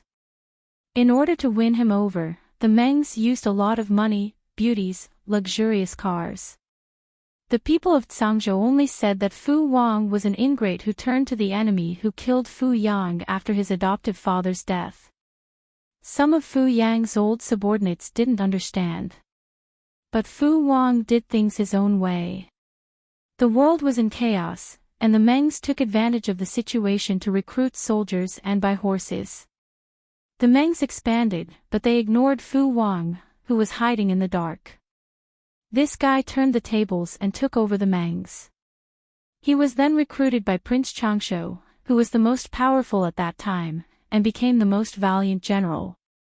Prince Changshu knew that Fu Wang was a beauty, so he tried his best to find a woman for his beloved general. Fu Wang had a bad temper, and sometimes he would deliberately offend people. For example, he once said at a banquet that he liked Prince Changshu's beloved concubine. That beloved concubine was extremely beautiful, and it was said that her appearance was similar to Wang Huiyun, one of the two beauties of the Wangs. Prince Changshu used to be this talented woman's admirer, but unfortunately, the goddess married Xie Qian, a boorish man. Because of this past, Prince Changshu doted on this beloved concubine, even though she was born in a brothel. Hearing Fu Wang asking for her, Prince Changshu hesitated. Was his beloved general more important or his beloved concubine? Needless to say, his beloved general was more important. He felt uncomfortable, but he still generously pushed his beloved concubine, who was pouring wine for him, to Fu Wang's side. Being pushed by him, the wine pot in his hand fell to the ground, and the wine spilled all over the floor. The woman's expression changed slightly, but she still bowed meekly and came to Fu Wang's side to serve him. After the banquet ended, Fu Wang sat in the carriage with his eyes closed. His legs stretched out and occupied almost the entire space in the carriage. The woman could only shrink in a corner and lower her head. After a long time, Fu Wang loosened his collar and let go of the smell of alcohol. "It doesn't feel good to be sent here and there, does it?" The woman said in a low voice, "This is my life, there's no such thing as feeling good or uncomfortable." Fu Wang sneered, "You're very beautiful. If you serve me well, I won't give you away." The woman lowered her head. The carriage was dark, so he couldn't see her expression clearly. "I'll listen to you, General." When that pair of soft hands touched his chest, Fu Wang smiled and pulled the woman into his arms. Prince Changshu also had a short life. When he was about to die, Fu Wang brought his men to seek refuge with Su Fei. Su Fei was forced to his death by Su Bei, and Fu Wang sought refuge with Su Bei. At the same time, he formed a grudge with Su Bei's advisor, Han Yu. The grudge between the two was attributed to a celebration banquet. Han Yu couldn't stand Fu Wang's success, so he secretly mocked him. He originally thought that Fu Wang was a boorish man who didn't understand and was scolded. Who would have thought that he was a cunning man on the outside and hated Han Yu? After that, Su Bei was killed by Jiang Pingji, and Fu Wang wanted to jump ship again. But halfway through, he was caught by Jiang Pingji's advisor, Qiguan Rang. The crazy fan spirit, who still fanned himself in the middle of winter, looked at Fu Wang with a smile. "General Fu, I haven't seen you for many years. How are you?" Fu Wang curled his lips and mocked back, "I'm very good. There's no cold in the winter anymore." Qiguan Rang threatened in a low voice, "When General Fu meets my lord, you'd better think about what you say, lest you lose your head." Fu Wang didn't believe it, but in the end, he was taught a lesson by Jiang Pingji. He relived the years when he was suppressed and beaten by Fu Yang. Someone said to Jiang Pingji, "He's just a lackey. How can we trust him so easily? Jiang Pingji said, he can't kill me. If he dares to betray me, he'll die earlier than me. The outside world thought that Fu Wang would continue to kill his boss and jump ship. Who would have thought that Jiang Pingji's life would be so tough? Speaking of which, Fu Wang's battle record was quite good. He almost never lost a battle. But his previous boss was too weak. No matter how fierce a general was, he couldn't save the situation from collapse. Not to mention, Fu Wang would occasionally slack smiley face angle, when the world was about to be settled. Fu Wang did something that shocked the world and caused the outside world to discuss it. He remarried his former beloved concubine as his legal wife. If one observed carefully, they would notice that after the appearance of his beloved concubine, all the women around Fu Wang gradually disappeared. She was the only one left. Taking a concubine as his wife. Ridiculous. Han Yu threw the invitation card away as soon as he saw it. He gave a small gift and did not show up himself. Do I need to discuss with them who I want to marry and sleep with? Too much nonsense. Instead of doing proper things, all they do is stare at people's backyard and 3 inches below their navels. Fu Wang cursed. Other than his lord, Jiang Pingji, and his beloved wife, he would not listen to anyone else. His wife sighed. My previous experience was indeed criticized by others, Fu Wang said, but what does this have to do with them? Did they sleep with me? He slept with his own woman, but he didn't do anything shameful in broad daylight. What was an outsider talking about? His wife forced a smile. In fact, she had wondered why Fu Wang was so in love with her. Once, he even made her drink a dozen jars of wine to get information out of her. The answer was, beautiful. Fu Wang replied drunkenly. Beautiful. Look at this face, look at these hands, look at these feet, I like everything. When his wife heard the answer, she felt much more at ease.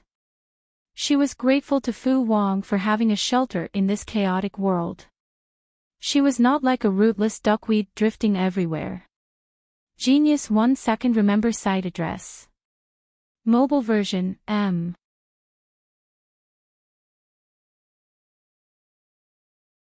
Chapter 1858. Jiang Yan's courtesy name was Huiping. The Book of Rites said that when a woman was about to marry, she would have her courtesy name. It meant that a woman could only have her courtesy name when she was of age and was about to get married. The character in Huiping meant rise and also referred to marriage. That was why there was the phrase, waiting to be betrothed. However, this meaning took on another meaning when the first female emperor of the Jiang dynasty ascended to the throne and the new crown prince completed the ceremony. Even if I take it, no one will say it.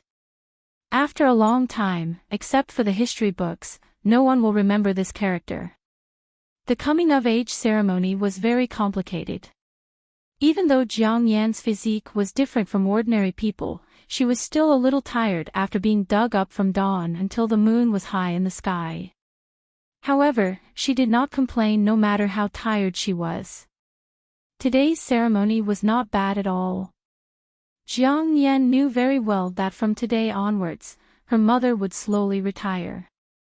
When she could truly hold her own and suppress all the civil and military officials in the court, she would abdicate and hand over power. From assisting the crown prince to the real emperor, the meaning and responsibility of the two were completely different. Jiang Yan knew the heavy responsibility on her shoulders from a very young age and had long regarded it as a part of her life. But I see that your highness is slightly happy. It is obvious that you like it. Other than Jiang Yan, there was also a slightly older youth in the hall. The youth was still wearing his court robes and looked slightly frail. Jiang Yan smiled. Of course I like it. I heard that mother prepared this character for a long time and hesitated for a long time before choosing it. Everyone in the court knew that His Majesty was terrible at naming things. In the early years, some ignorant officials wanted to give the younger generation in the family favor and shamelessly asked His Majesty to give them a courtesy name. In the end, it was always the scene of a car accident. No matter how many choices others made, His Majesty could always choose the most unpleasant one. Smiley face angle, the character, Huiping, was also very ordinary, but the meaning was simple and straightforward. It was not unpleasant to hear. It seemed that His Majesty really put in a lot of effort. Jiang Yan rolled up the sleeves of the youth's court robes in boredom. A few days ago, Grand Tutor came to me and told me about you. Don't you want to hear what he thinks of you? The young man raised his eyebrows and asked in surprise, Grand Tutor knows? He had even kept this matter a secret from his parents. His father and mother had always thought that he was close to the crown prince because he was placed in an important position. A few days ago, they had been nagging him about marriage, but the young man had found an excuse to dismiss them. His mother was still all right, but his father was an old fox who had walked through troubled times. The young man had always been a little proud of himself for deceiving his father, Feng Zhen. He did not expect that someone would still find out. This person was also Her Highness's teacher. Based on the clues he had discovered over the years, the young man had also figured out the other identity of the other party. I know, he's against it. My words at that time were a little harsh. I'm afraid I've hurt his feelings, the youth said. Worry leads to confusion. Grand Tutor, this is also the prince in your heart. Jiang Yan said indifferently, indeed. However, Grand Tutor is right. Feng Yu, are you really willing? As he asked, the conversation he had with Grand Tutor Wei Ci surfaced in his mind. Your Highness, do you know what the outcome will be if you choose Feng Yu?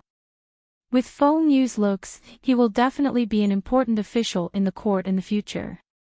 How could he be willing? He was young and frivolous, making a promise without permission. What if he goes back on his word in the future? Grand Tutor, you're thinking too much.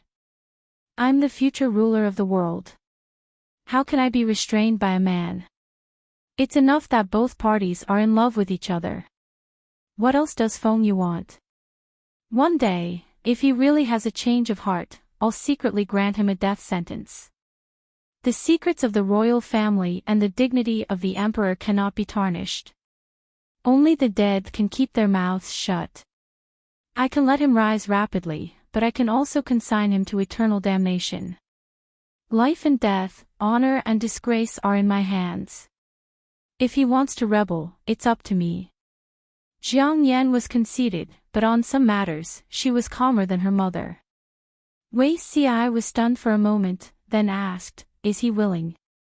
Jiang Yan asked doubtfully, why not? Behind the scenes, he's the man of the emperor. In front of others, he's the second son of the Feng family. He's an important official who holds great power in the court and is deeply favored by the emperor. There are gains and losses. To get all this, he has to give up some things. For example, the inheritance of the clan, a normal marriage. If that doesn't work, I'll give him a male heir in the future and secretly bring him back to inherit the clan. The court today can't tolerate so much willfulness. If her mother, Jiang Pingji, did not give Wei Ci a proper name because of the situation, then Jiang Yan had never thought of giving Feng Yu a proper name.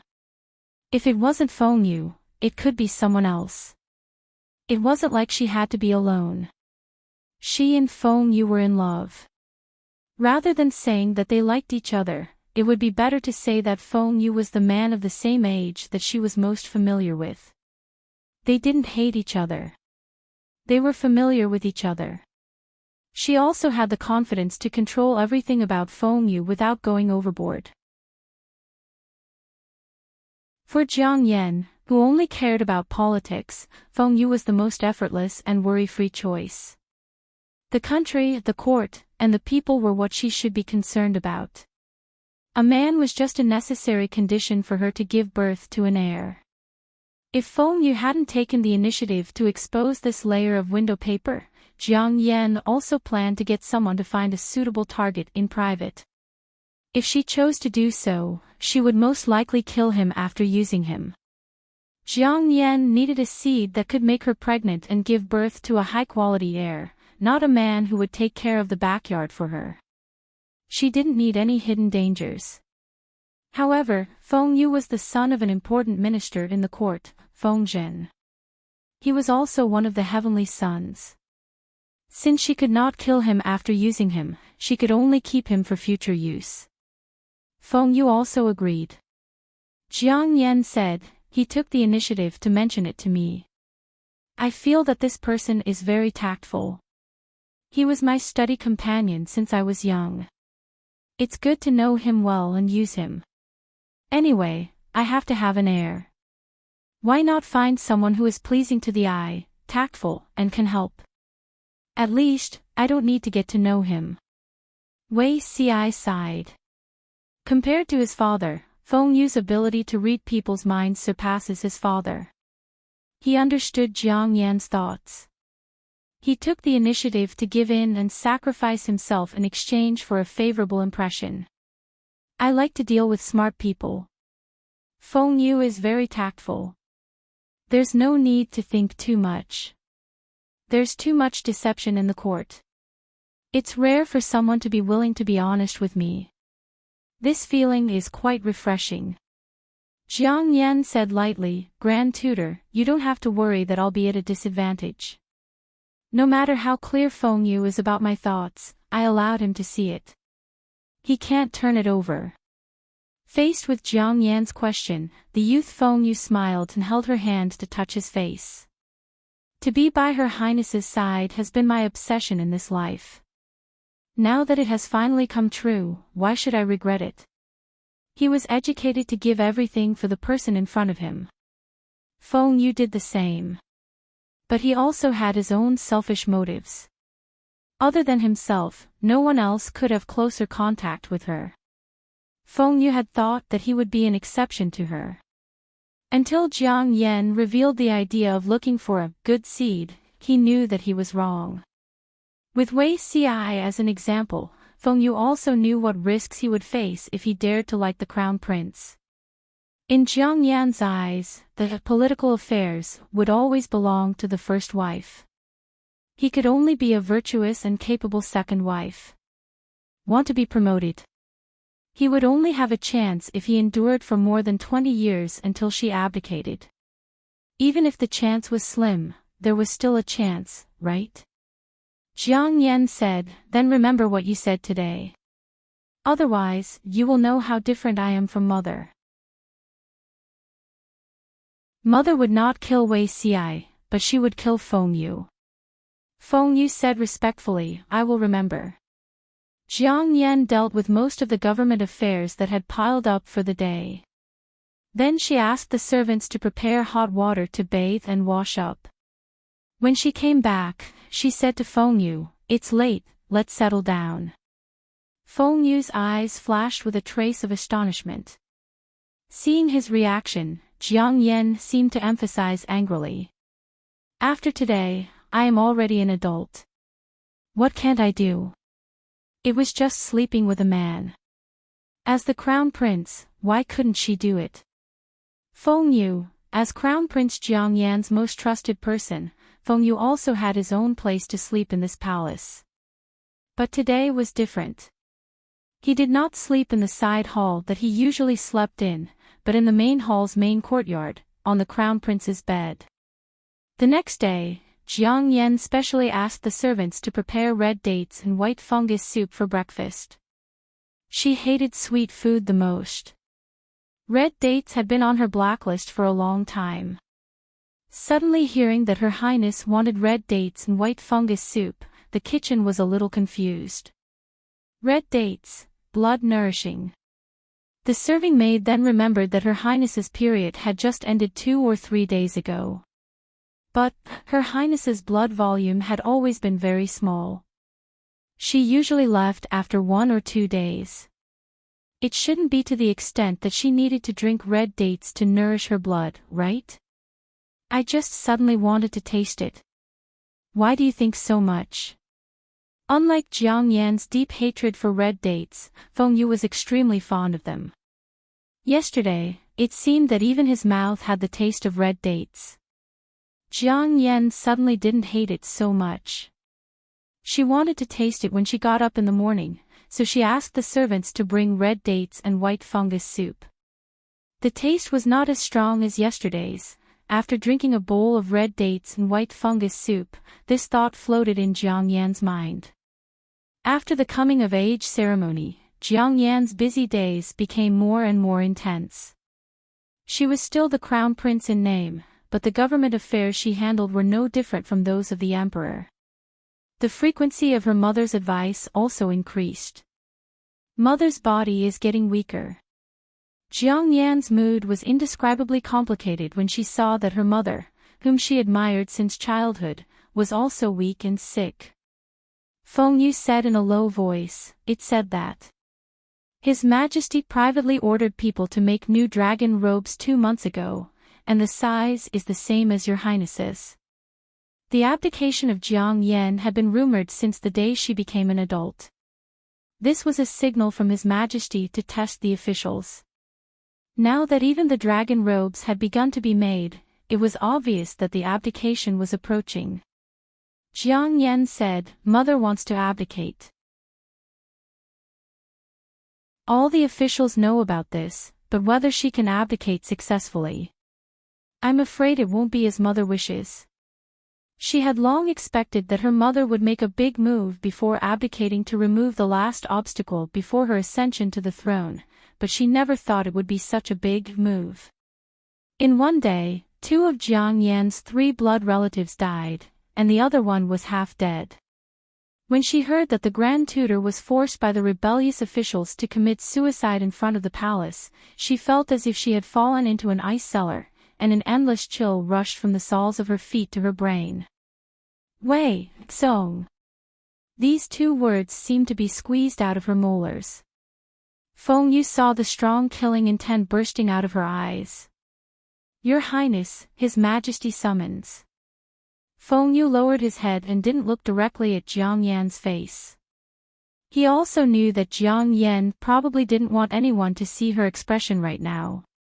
Jiang Yan's hands clenched into fists in her sleeves, and she stepped into the palace with a stiff posture like a wooden statue. A group of important officials knelt in front of the dragon bench. Her Majesty's face was pale and tired. She ordered Qiguan Rang to be the assistant minister and read out the imperial edicts that had been prepared long ago. Imperial edicts came one after another. Not only were there abdications and orders for Jiang Yan to ascend to the throne, but there were also punishments for the rebellious officials and traitors, including Wei Kong. Jiang Yan looked at her mother on the dragon bench, and not a single tear could be squeezed out of her sore eyes. Her mother had calculated every move and prepared a complete set of imperial edicts. Only the punishment for Wei Tsong had been passed down orally. Why? Because she had never thought that Wei Tsong would be involved, much less that Wei Ci would die. Her mother, who had never failed in every endeavor, had lost miserably in the last round. She had truly lost everything.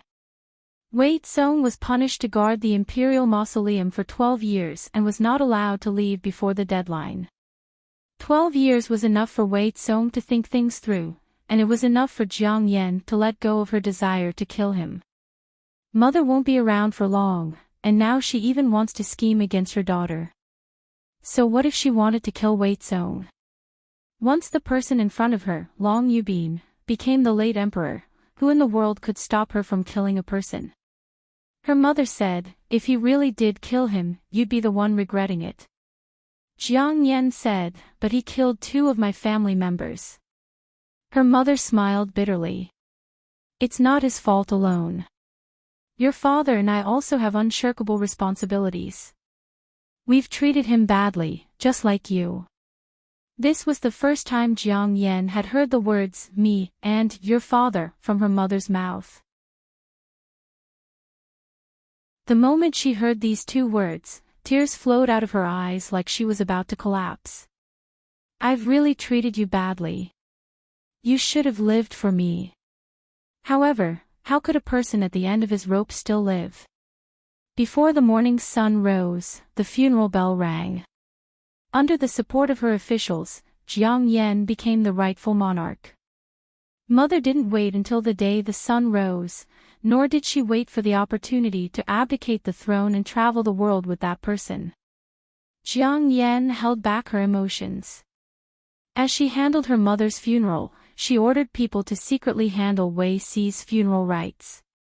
As for Wei Zong, she didn't even want to hear his name.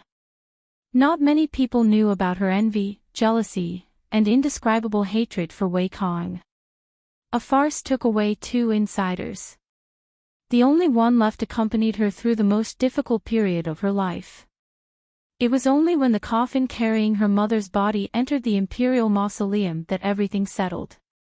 Outsiders thought that there was only her mother's corpse in the coffin, but they didn't know that Jiang Yan had placed another corpse. If someone dug up Wei Xi's grave at this time, they would discover that the corpse in the coffin had disappeared, leaving only a set of court robes. Did you see that? Jiang Yan left the imperial mausoleum. Before she ordered people to put down the dragon-snapping stone, she muttered to Feng Yu without rhyme or reason. Feng Yu replied, "This official saw it. This is the result of being too sentimental." Jiang Yan sneered. As an emperor, why do you need so many unnecessary and burdensome emotions? Feng Yu looked at the main tomb of the imperial mausoleum and sighed faintly. Although Wei Xi's mistakes could prevent him from taking detours, it also increased many obstacles. He had thought that if Wei Xi could endure until His Majesty abdicated the throne, he would be able to kick aside government affairs and ascend to the throne. Now, it seemed that his hopes were slim. The example of his parents had left a deep psychological shadow on His Majesty.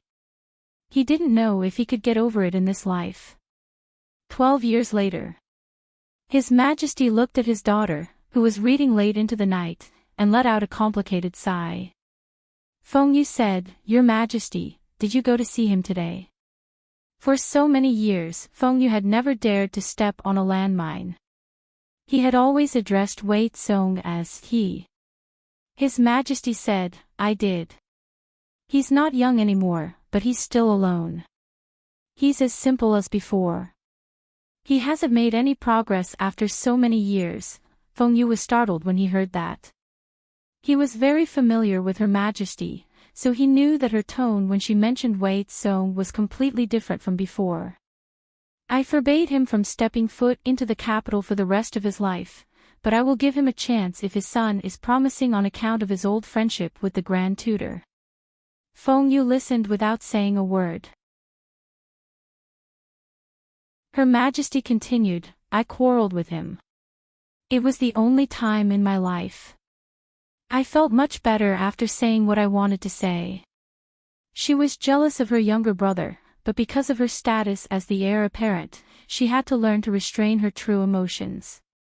After so many years, when she saw her blood relative again, she found her former jealousy somewhat laughable. Because, while she was jealous, envious, and loathed her younger brother, she also deeply loved him. He was the only thing her parents had left her. When she was young, she would definitely disdain to admit this, but when she was middle-aged, she felt that there was nothing to hide. Feng Yu wasn't surprised to hear this. Her Majesty's study had a few paintings with Wei Zong in them. If she really wanted to never see her younger brother again, would those paintings still be an eyesore to her? Another 14 years later, Jiang Yan abdicated the throne. Feng Yu said ruefully, "It wasn't easy, but I've finally made it." Jiang Yan had been on the throne for a few years longer than the former emperor. When she abdicated, she was healthy and without any illness. Qiao Zhongwu had long changed his appearance. When he first came to Jiangnan, he heard that a famous painter of the Jiang dynasty lived in seclusion there. Jiang Yan and Feng Yu glanced at him from afar. Wei Zong had inherited the Grand Tutor's appearance and temperament. From afar, it was as if that person had been reborn. Your Majesty isn't going over. Wei Zong had traveled the mountains and seas with his wife, never knowing that someone sent by his sister was secretly guarding and protecting them. Jiang Yan retracted her gaze and indifferently turned around. I don't want to see him. She had said that she wouldn't see him again in this life. She wouldn't easily break her promise. She was indeed relieved, but she didn't know how to interact and talk with her younger brother. After thinking about it, she felt that it wasn't good. Genius 1 second to remember this website's address. Mobile version.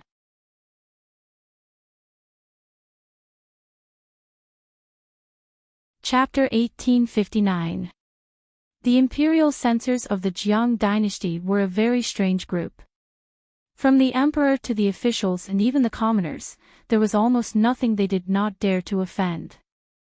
They dared to offend the Grand Secretary of the Jiang dynasty and the Grand Marshal who controlled millions of troops. They offended the heavens, the earth, and the air. If they were really provoked, they would even dare to remonstrate to death. They were probably the least afraid of death in the Jiang dynasty and could even take pride in remonstrating to death. However, the politics were clear and the emperor did not give them a chance. Because they were born in the year of the crab, they were the typical type of people who walked sideways, so they were not very popular. However, there was a saying that even a homebody had 3 friends. These imperial censors naturally had their own friends and social circle. A certain imperial censor was squatting at home writing a memorial to the throne. He was currently polishing the content. He wanted to use the simplest language to explain the whole thing clearly. It could not be helped.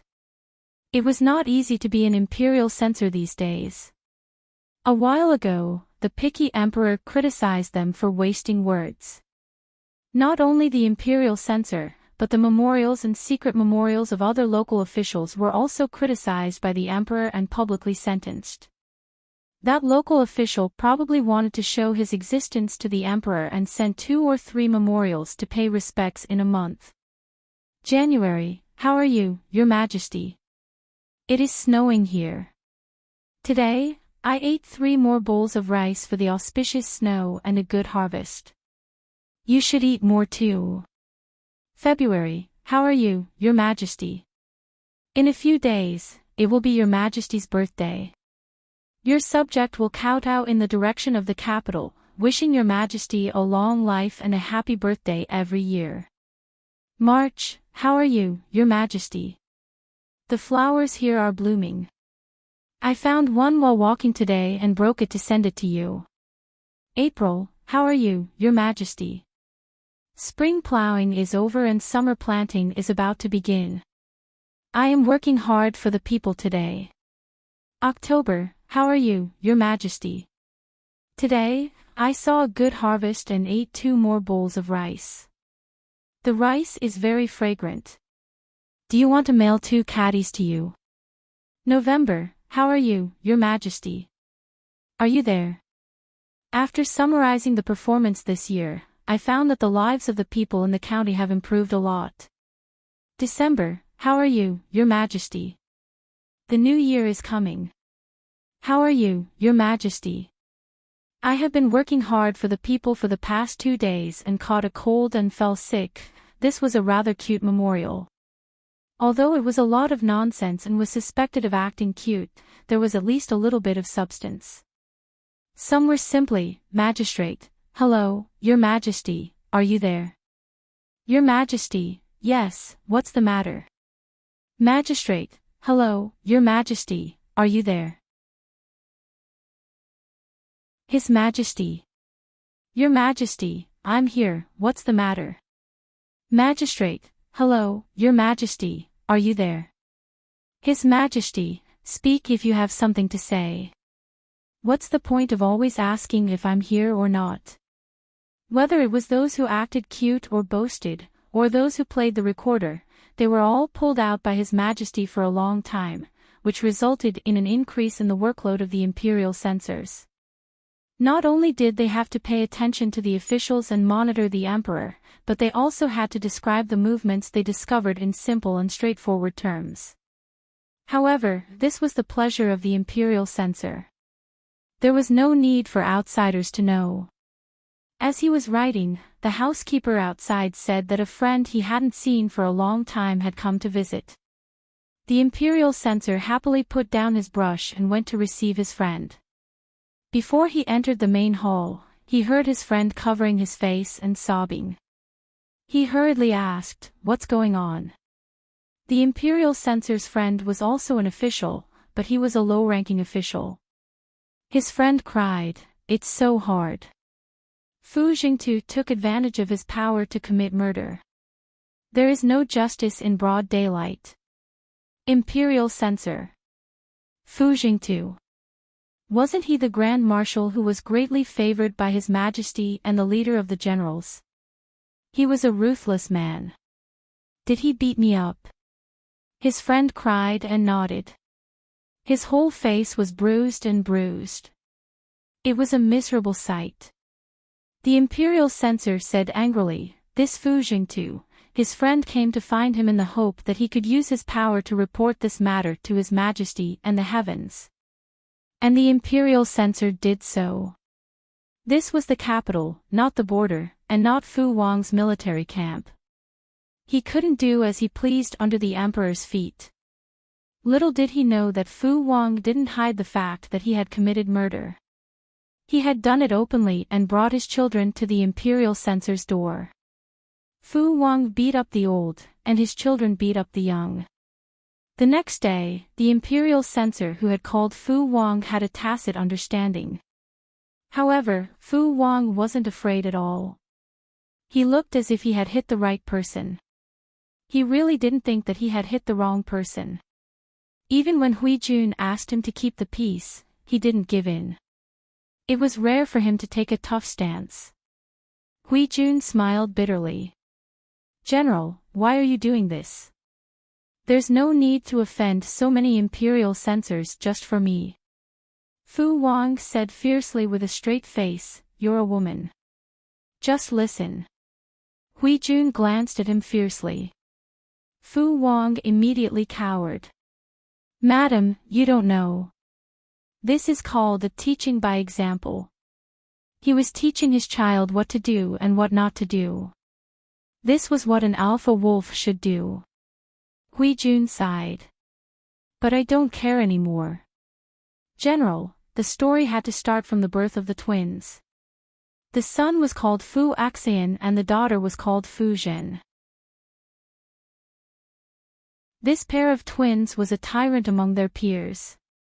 They took after their mother in looks, but their father in height.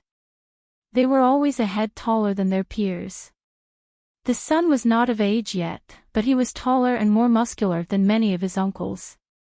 He was handsome and elegant, and his eyes carried a romantic charm. The daughter was tall and well-proportioned, and her looks were the best among her peers. Their father was very protective of his shortcomings, and the uncles doted on them. Not only that, the old master of the Liyun family, Xie Qian, also favored Fu Jin and was very close to the children of the Liyun family. With such conditions, who dared to provoke them? But it did not mean that they were not wronged. 2 days ago, there was a rumor that Hui Jun had been a prostitute at a young age. Some youths who could not stand the sight of the twins deliberately provoked them. Although the provocation was subtle, the humiliation was not lacking. They asked which benefactor Fu Jin and Fu Axian's father was. This question almost made them explode. Fu Axian's personality was like Hui Jun's, gentle and honest. Fu Jin was strong, but she was still a girl who had just reached marriageable age. When a pervert asked her if she would inherit her mother's business in the future, and even said that he wanted to be a guest in her tent, Fu Jin was so angry that her eyes turned red. The two of them got into a conflict with the other party, but the other party brought many thugs and they could not gain any advantage. Fu Wang returned from the military camp and saw his daughter's grievance and son's humiliated expression. He could not help but ask in detail. The moment he asked, he exploded. King old man. Are you dead? Fu Wang could not help but press his son to the ground and beat him. Mother was humiliated, and you couldn't even protect your sister. You ran home with your tail between your legs. The Fu family does not have such a coward. Fu Axian was so ashamed that he could not help but slap himself to apologize to his father. Fu Wang said, "Learn from this, both of you." Thus, Fu Wang brought his two children to fight. When they arrived, the family was eating. Fu Wang kicked the table and beat up the old one, while Fu Zhen and Fu Axian beat up the young one who had spoken so rudely. After the beating, the family was in a mess. Fu Wang was still angry. You have to protect your mother. Don't say such despicable things. If you say a word of disrespect, remember, it's basic to cripple her. If you kill her, it's your father's fault. Fu Wang, who doted on his daughter the most, was now venting his anger. No matter what, your mother is the one who gave birth to you. If she can't even protect you, what's the point of raising you? What's the point of giving birth to you? Fu Wang was traumatized by giving birth. Until now, he still avoided thinking about Huijuan's appearance when she gave birth. Whenever he thought about how the two children came about, he loved Huijun even more. Huijun was his true love. Children were an accident. Do you understand? The children could not even protect their mother. They were a disgrace to Fu Wang. Were they still wolf pups? Even dog pups were not so weak. Dogs don't think their mothers are ugly, and children don't think their families are poor. How did they do it? They didn't even know how to talk back, and they couldn't even fight back. Fu Wang really had the urge to put the children back in the furnace. Don't make them a disgrace. Of course, he knew about Huijuan's past, but so what? Those old men slept with him and gave birth to his children. They were not very capable, but they were good at gossiping. Did they really think that Fu Wang was not a wolf just because he had not fought for many years? If he really wanted to mess with these people, he would make them regret their ancestors for 18 generations. Fu Wang, who was full of anger, was not someone to be trifled with. On that day, the court officials saw the rare scene of Fu Wang confronting the imperial censor. That's amazing, Marshal Fu. Han Yu murmured to himself as he watched. He looks simple-minded but is actually treacherous. It was rare to misjudge. As a result, the court was full of gunpowder. Fu Wang almost got into a fight, and His Majesty finally intervened. Huijun listened to the gossip, but the smile on her lips became more and more intense. Fu Wang was indeed rude and not gentle enough, but it was rare for him to be so sincere. How could she not like him? But I can't let him be too complacent, lest he becomes arrogant again and wants a yard after taking an inch. She was old, but she was still as impatient as a young boy. Sometimes when her children came to pay their respects, she could only say that she had a cold. She was too embarrassed to tell the real reason. Huijun had been doing business for years. From the original textile to the present, she was involved in many industries. Naturally, she had her own means to gain a foothold in the business world. This time, she had investigated the rumors. Of course, she had to fight back against the deliberately disgusting means of the opponent. There were various means of competition in the business world, but it was too much to reach out to her children and try to drive a wedge between them. She couldn't help but squint, and her beautiful eyes were flashing with cold killing intent. Fu Wang was reprimanded by His Majesty and went home. Huijun had just returned. I just went to the Feng mansion to talk to Feng Huizhang about something. Fu Wang was speechless. What did she have to say to him? Fu Wang's impression of Feng Huizhang, who was also known as Feng Gui, was limited to his colleague, Feng Jin's biological brother, as well as the head of the Feng family, who had helped his wife earn a lot of money. He did not care much about anything else. Why did she suddenly mention him? Hui Jun was speechless. She felt that she was wasting her breath. General, please don't interfere in the previous matter. If you delay your future, my heart will ache. Fu Wang was too embarrassed to tell her that he had been reprimanded by His Majesty and had been fined half a year's salary. That won't do. We still don't know who the villain who spread the rumors is. Fu Wang hugged her waist and sighed inwardly at how good it felt. Everything was good. Hui Jun said, I have my ways. That kind of evil person, there will be evil people to deal with. She wasn't as despicable as the other party. She would solve business conflicts with business methods. She wouldn't be so immoral. Even when a beauty didn't smile, she was so beautiful that it made one's mouth dry. Once she smiled, it was even more difficult to control. Seeing that the sky was almost dark, she carried Hui Jun into the house. Madam, it's a break tomorrow. He had been punished by His Majesty to reflect on his mistakes in seclusion for 7 days. Hui Jun could only roll her eyes. She put her fair feet on his waist and reminded him, we still have business to discuss tomorrow. Fu Wang replied casually, all right, I know what I'm doing. Madam, don't worry. Hui Jun watched as he lifted her skirt and curled her lips in her heart. This fellow still didn't know what propriety was even after so many years. Fu Wang had long been mesmerized by that pair of long, straight legs. That face, those fair hands, those long legs, he could like them for a lifetime. Fu Wang expressed his passion and preferences without reservation. Normal people would have just finished their meals and were busy working overtime. For example, Feng Gue was a typical example. The Feng family had changed their ways over the years. While upholding the family's integrity, they also developed other avenues. Regardless of whether it was the direct line of descent or the side branches, their lives were improving at a speed visible to the naked eye. Ultimately, it was because they had too much money. The current His Majesty's attitude towards business was to rectify, support suppression, and at the same time further promote the system of this industry. As a big shot in this industry, Hui Jun had a wide range of businesses. Naturally, Feng Gue had many dealings with her. Occasionally, there was competition, but more often than not, they worked together to earn money and exchange what they needed.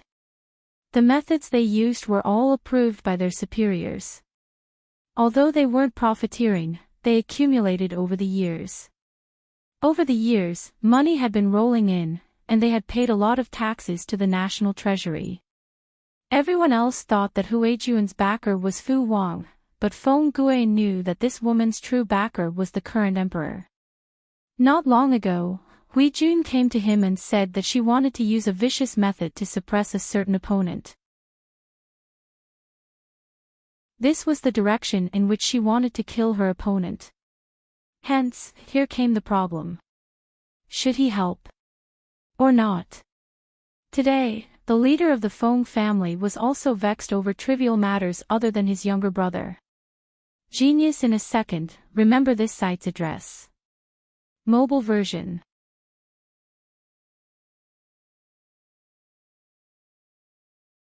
Chapter 1860. The Great Empress's Guide to Live Streaming. Please wait a moment. After the content has been updated, please refresh the page to receive the latest update.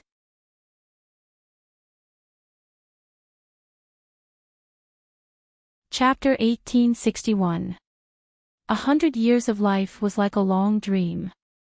The past flashed past her eyes quickly. Jiang Pingji sighed with satisfaction. She held his hand and walked to the finish line, She felt her body being sucked in by a force of gravity. After a moment of dizziness, a viscous liquid surged toward her from all directions. Jiang Pingji opened her eyes subconsciously. What entered her eyes was a light pink liquid. She could not help but move her hands and feet. She was floating in the pink liquid, and the pink liquid was poured into the transparent nutrition cabin. The material of the cabin was completely transparent. The white light in the room shone on her face through the liquid. There was not a trace of warmth. Jiang Pingji was speechless. She controlled her right hand and stretched it in front of her eyes. Her fingers fiddled with the pink liquid. Her skin felt very sensitive. Jiang Pingji not only saw her fingers, but also her long red hair that was floating in all directions. She turned her eyes and found dozens of strange antennae connected to her skin. There was something wriggling in the thin tubes.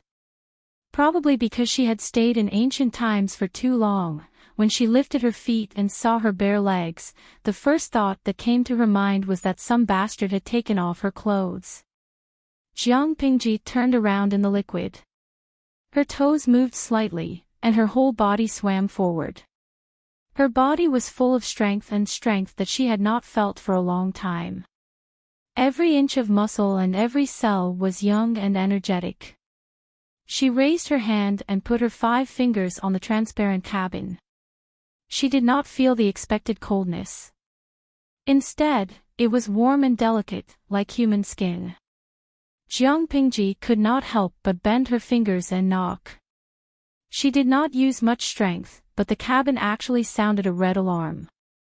Jiang Pingji was speechless. She looked at the red light in the room, which was squeaking, in surprise, until a transparent screen appeared in front of her.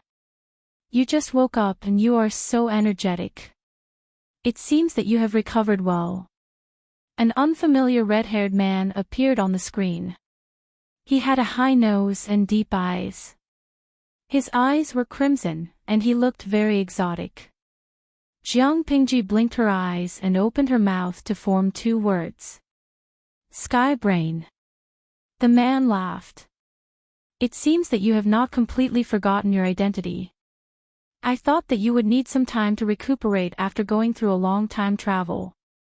You can still recognize people, which means that you have maintained your state well. It is not a big problem. Jiang Pingji looked at the man without saying anything. At this moment, the door of the laboratory opened automatically, and a few men and women in white coats walked in. One of them pressed the switch on the cabin. The antennae that were originally connected to Jiang Pingji's skin shrunk. Jiang Pingji did not feel any change. In the next second, the pink liquid in the cabin trembled slightly, and the liquid level slowly dropped. As the liquid descended and disappeared, Jiang Pingji, who was floating in the liquid, changed from floating to standing. With a ding, the cabin door opened. Jiang Pingji coughed and wiped the liquid off her face. I say. To these people, Jiang Pingji had only slept for a few months or a year or two, but Jiang Pingji's soul had truly experienced more than 100 years. She had not spoken the galactic language for more than 100 years, so her accent sounded a little awkward. She said, "Can you give me a piece of clothing?" Although the elite researchers in front of her had no interest in the human body, she did not have the habit of running naked. Your Excellency, I am truly sorry. This was our oversight. A girl wearing round glasses came forward with a smile and handed her a large coat. It's okay. I'm just not used to it. Jiang Pingji waved her hand and walked out of the cabin with her bare feet. She wrapped the coat tightly around herself.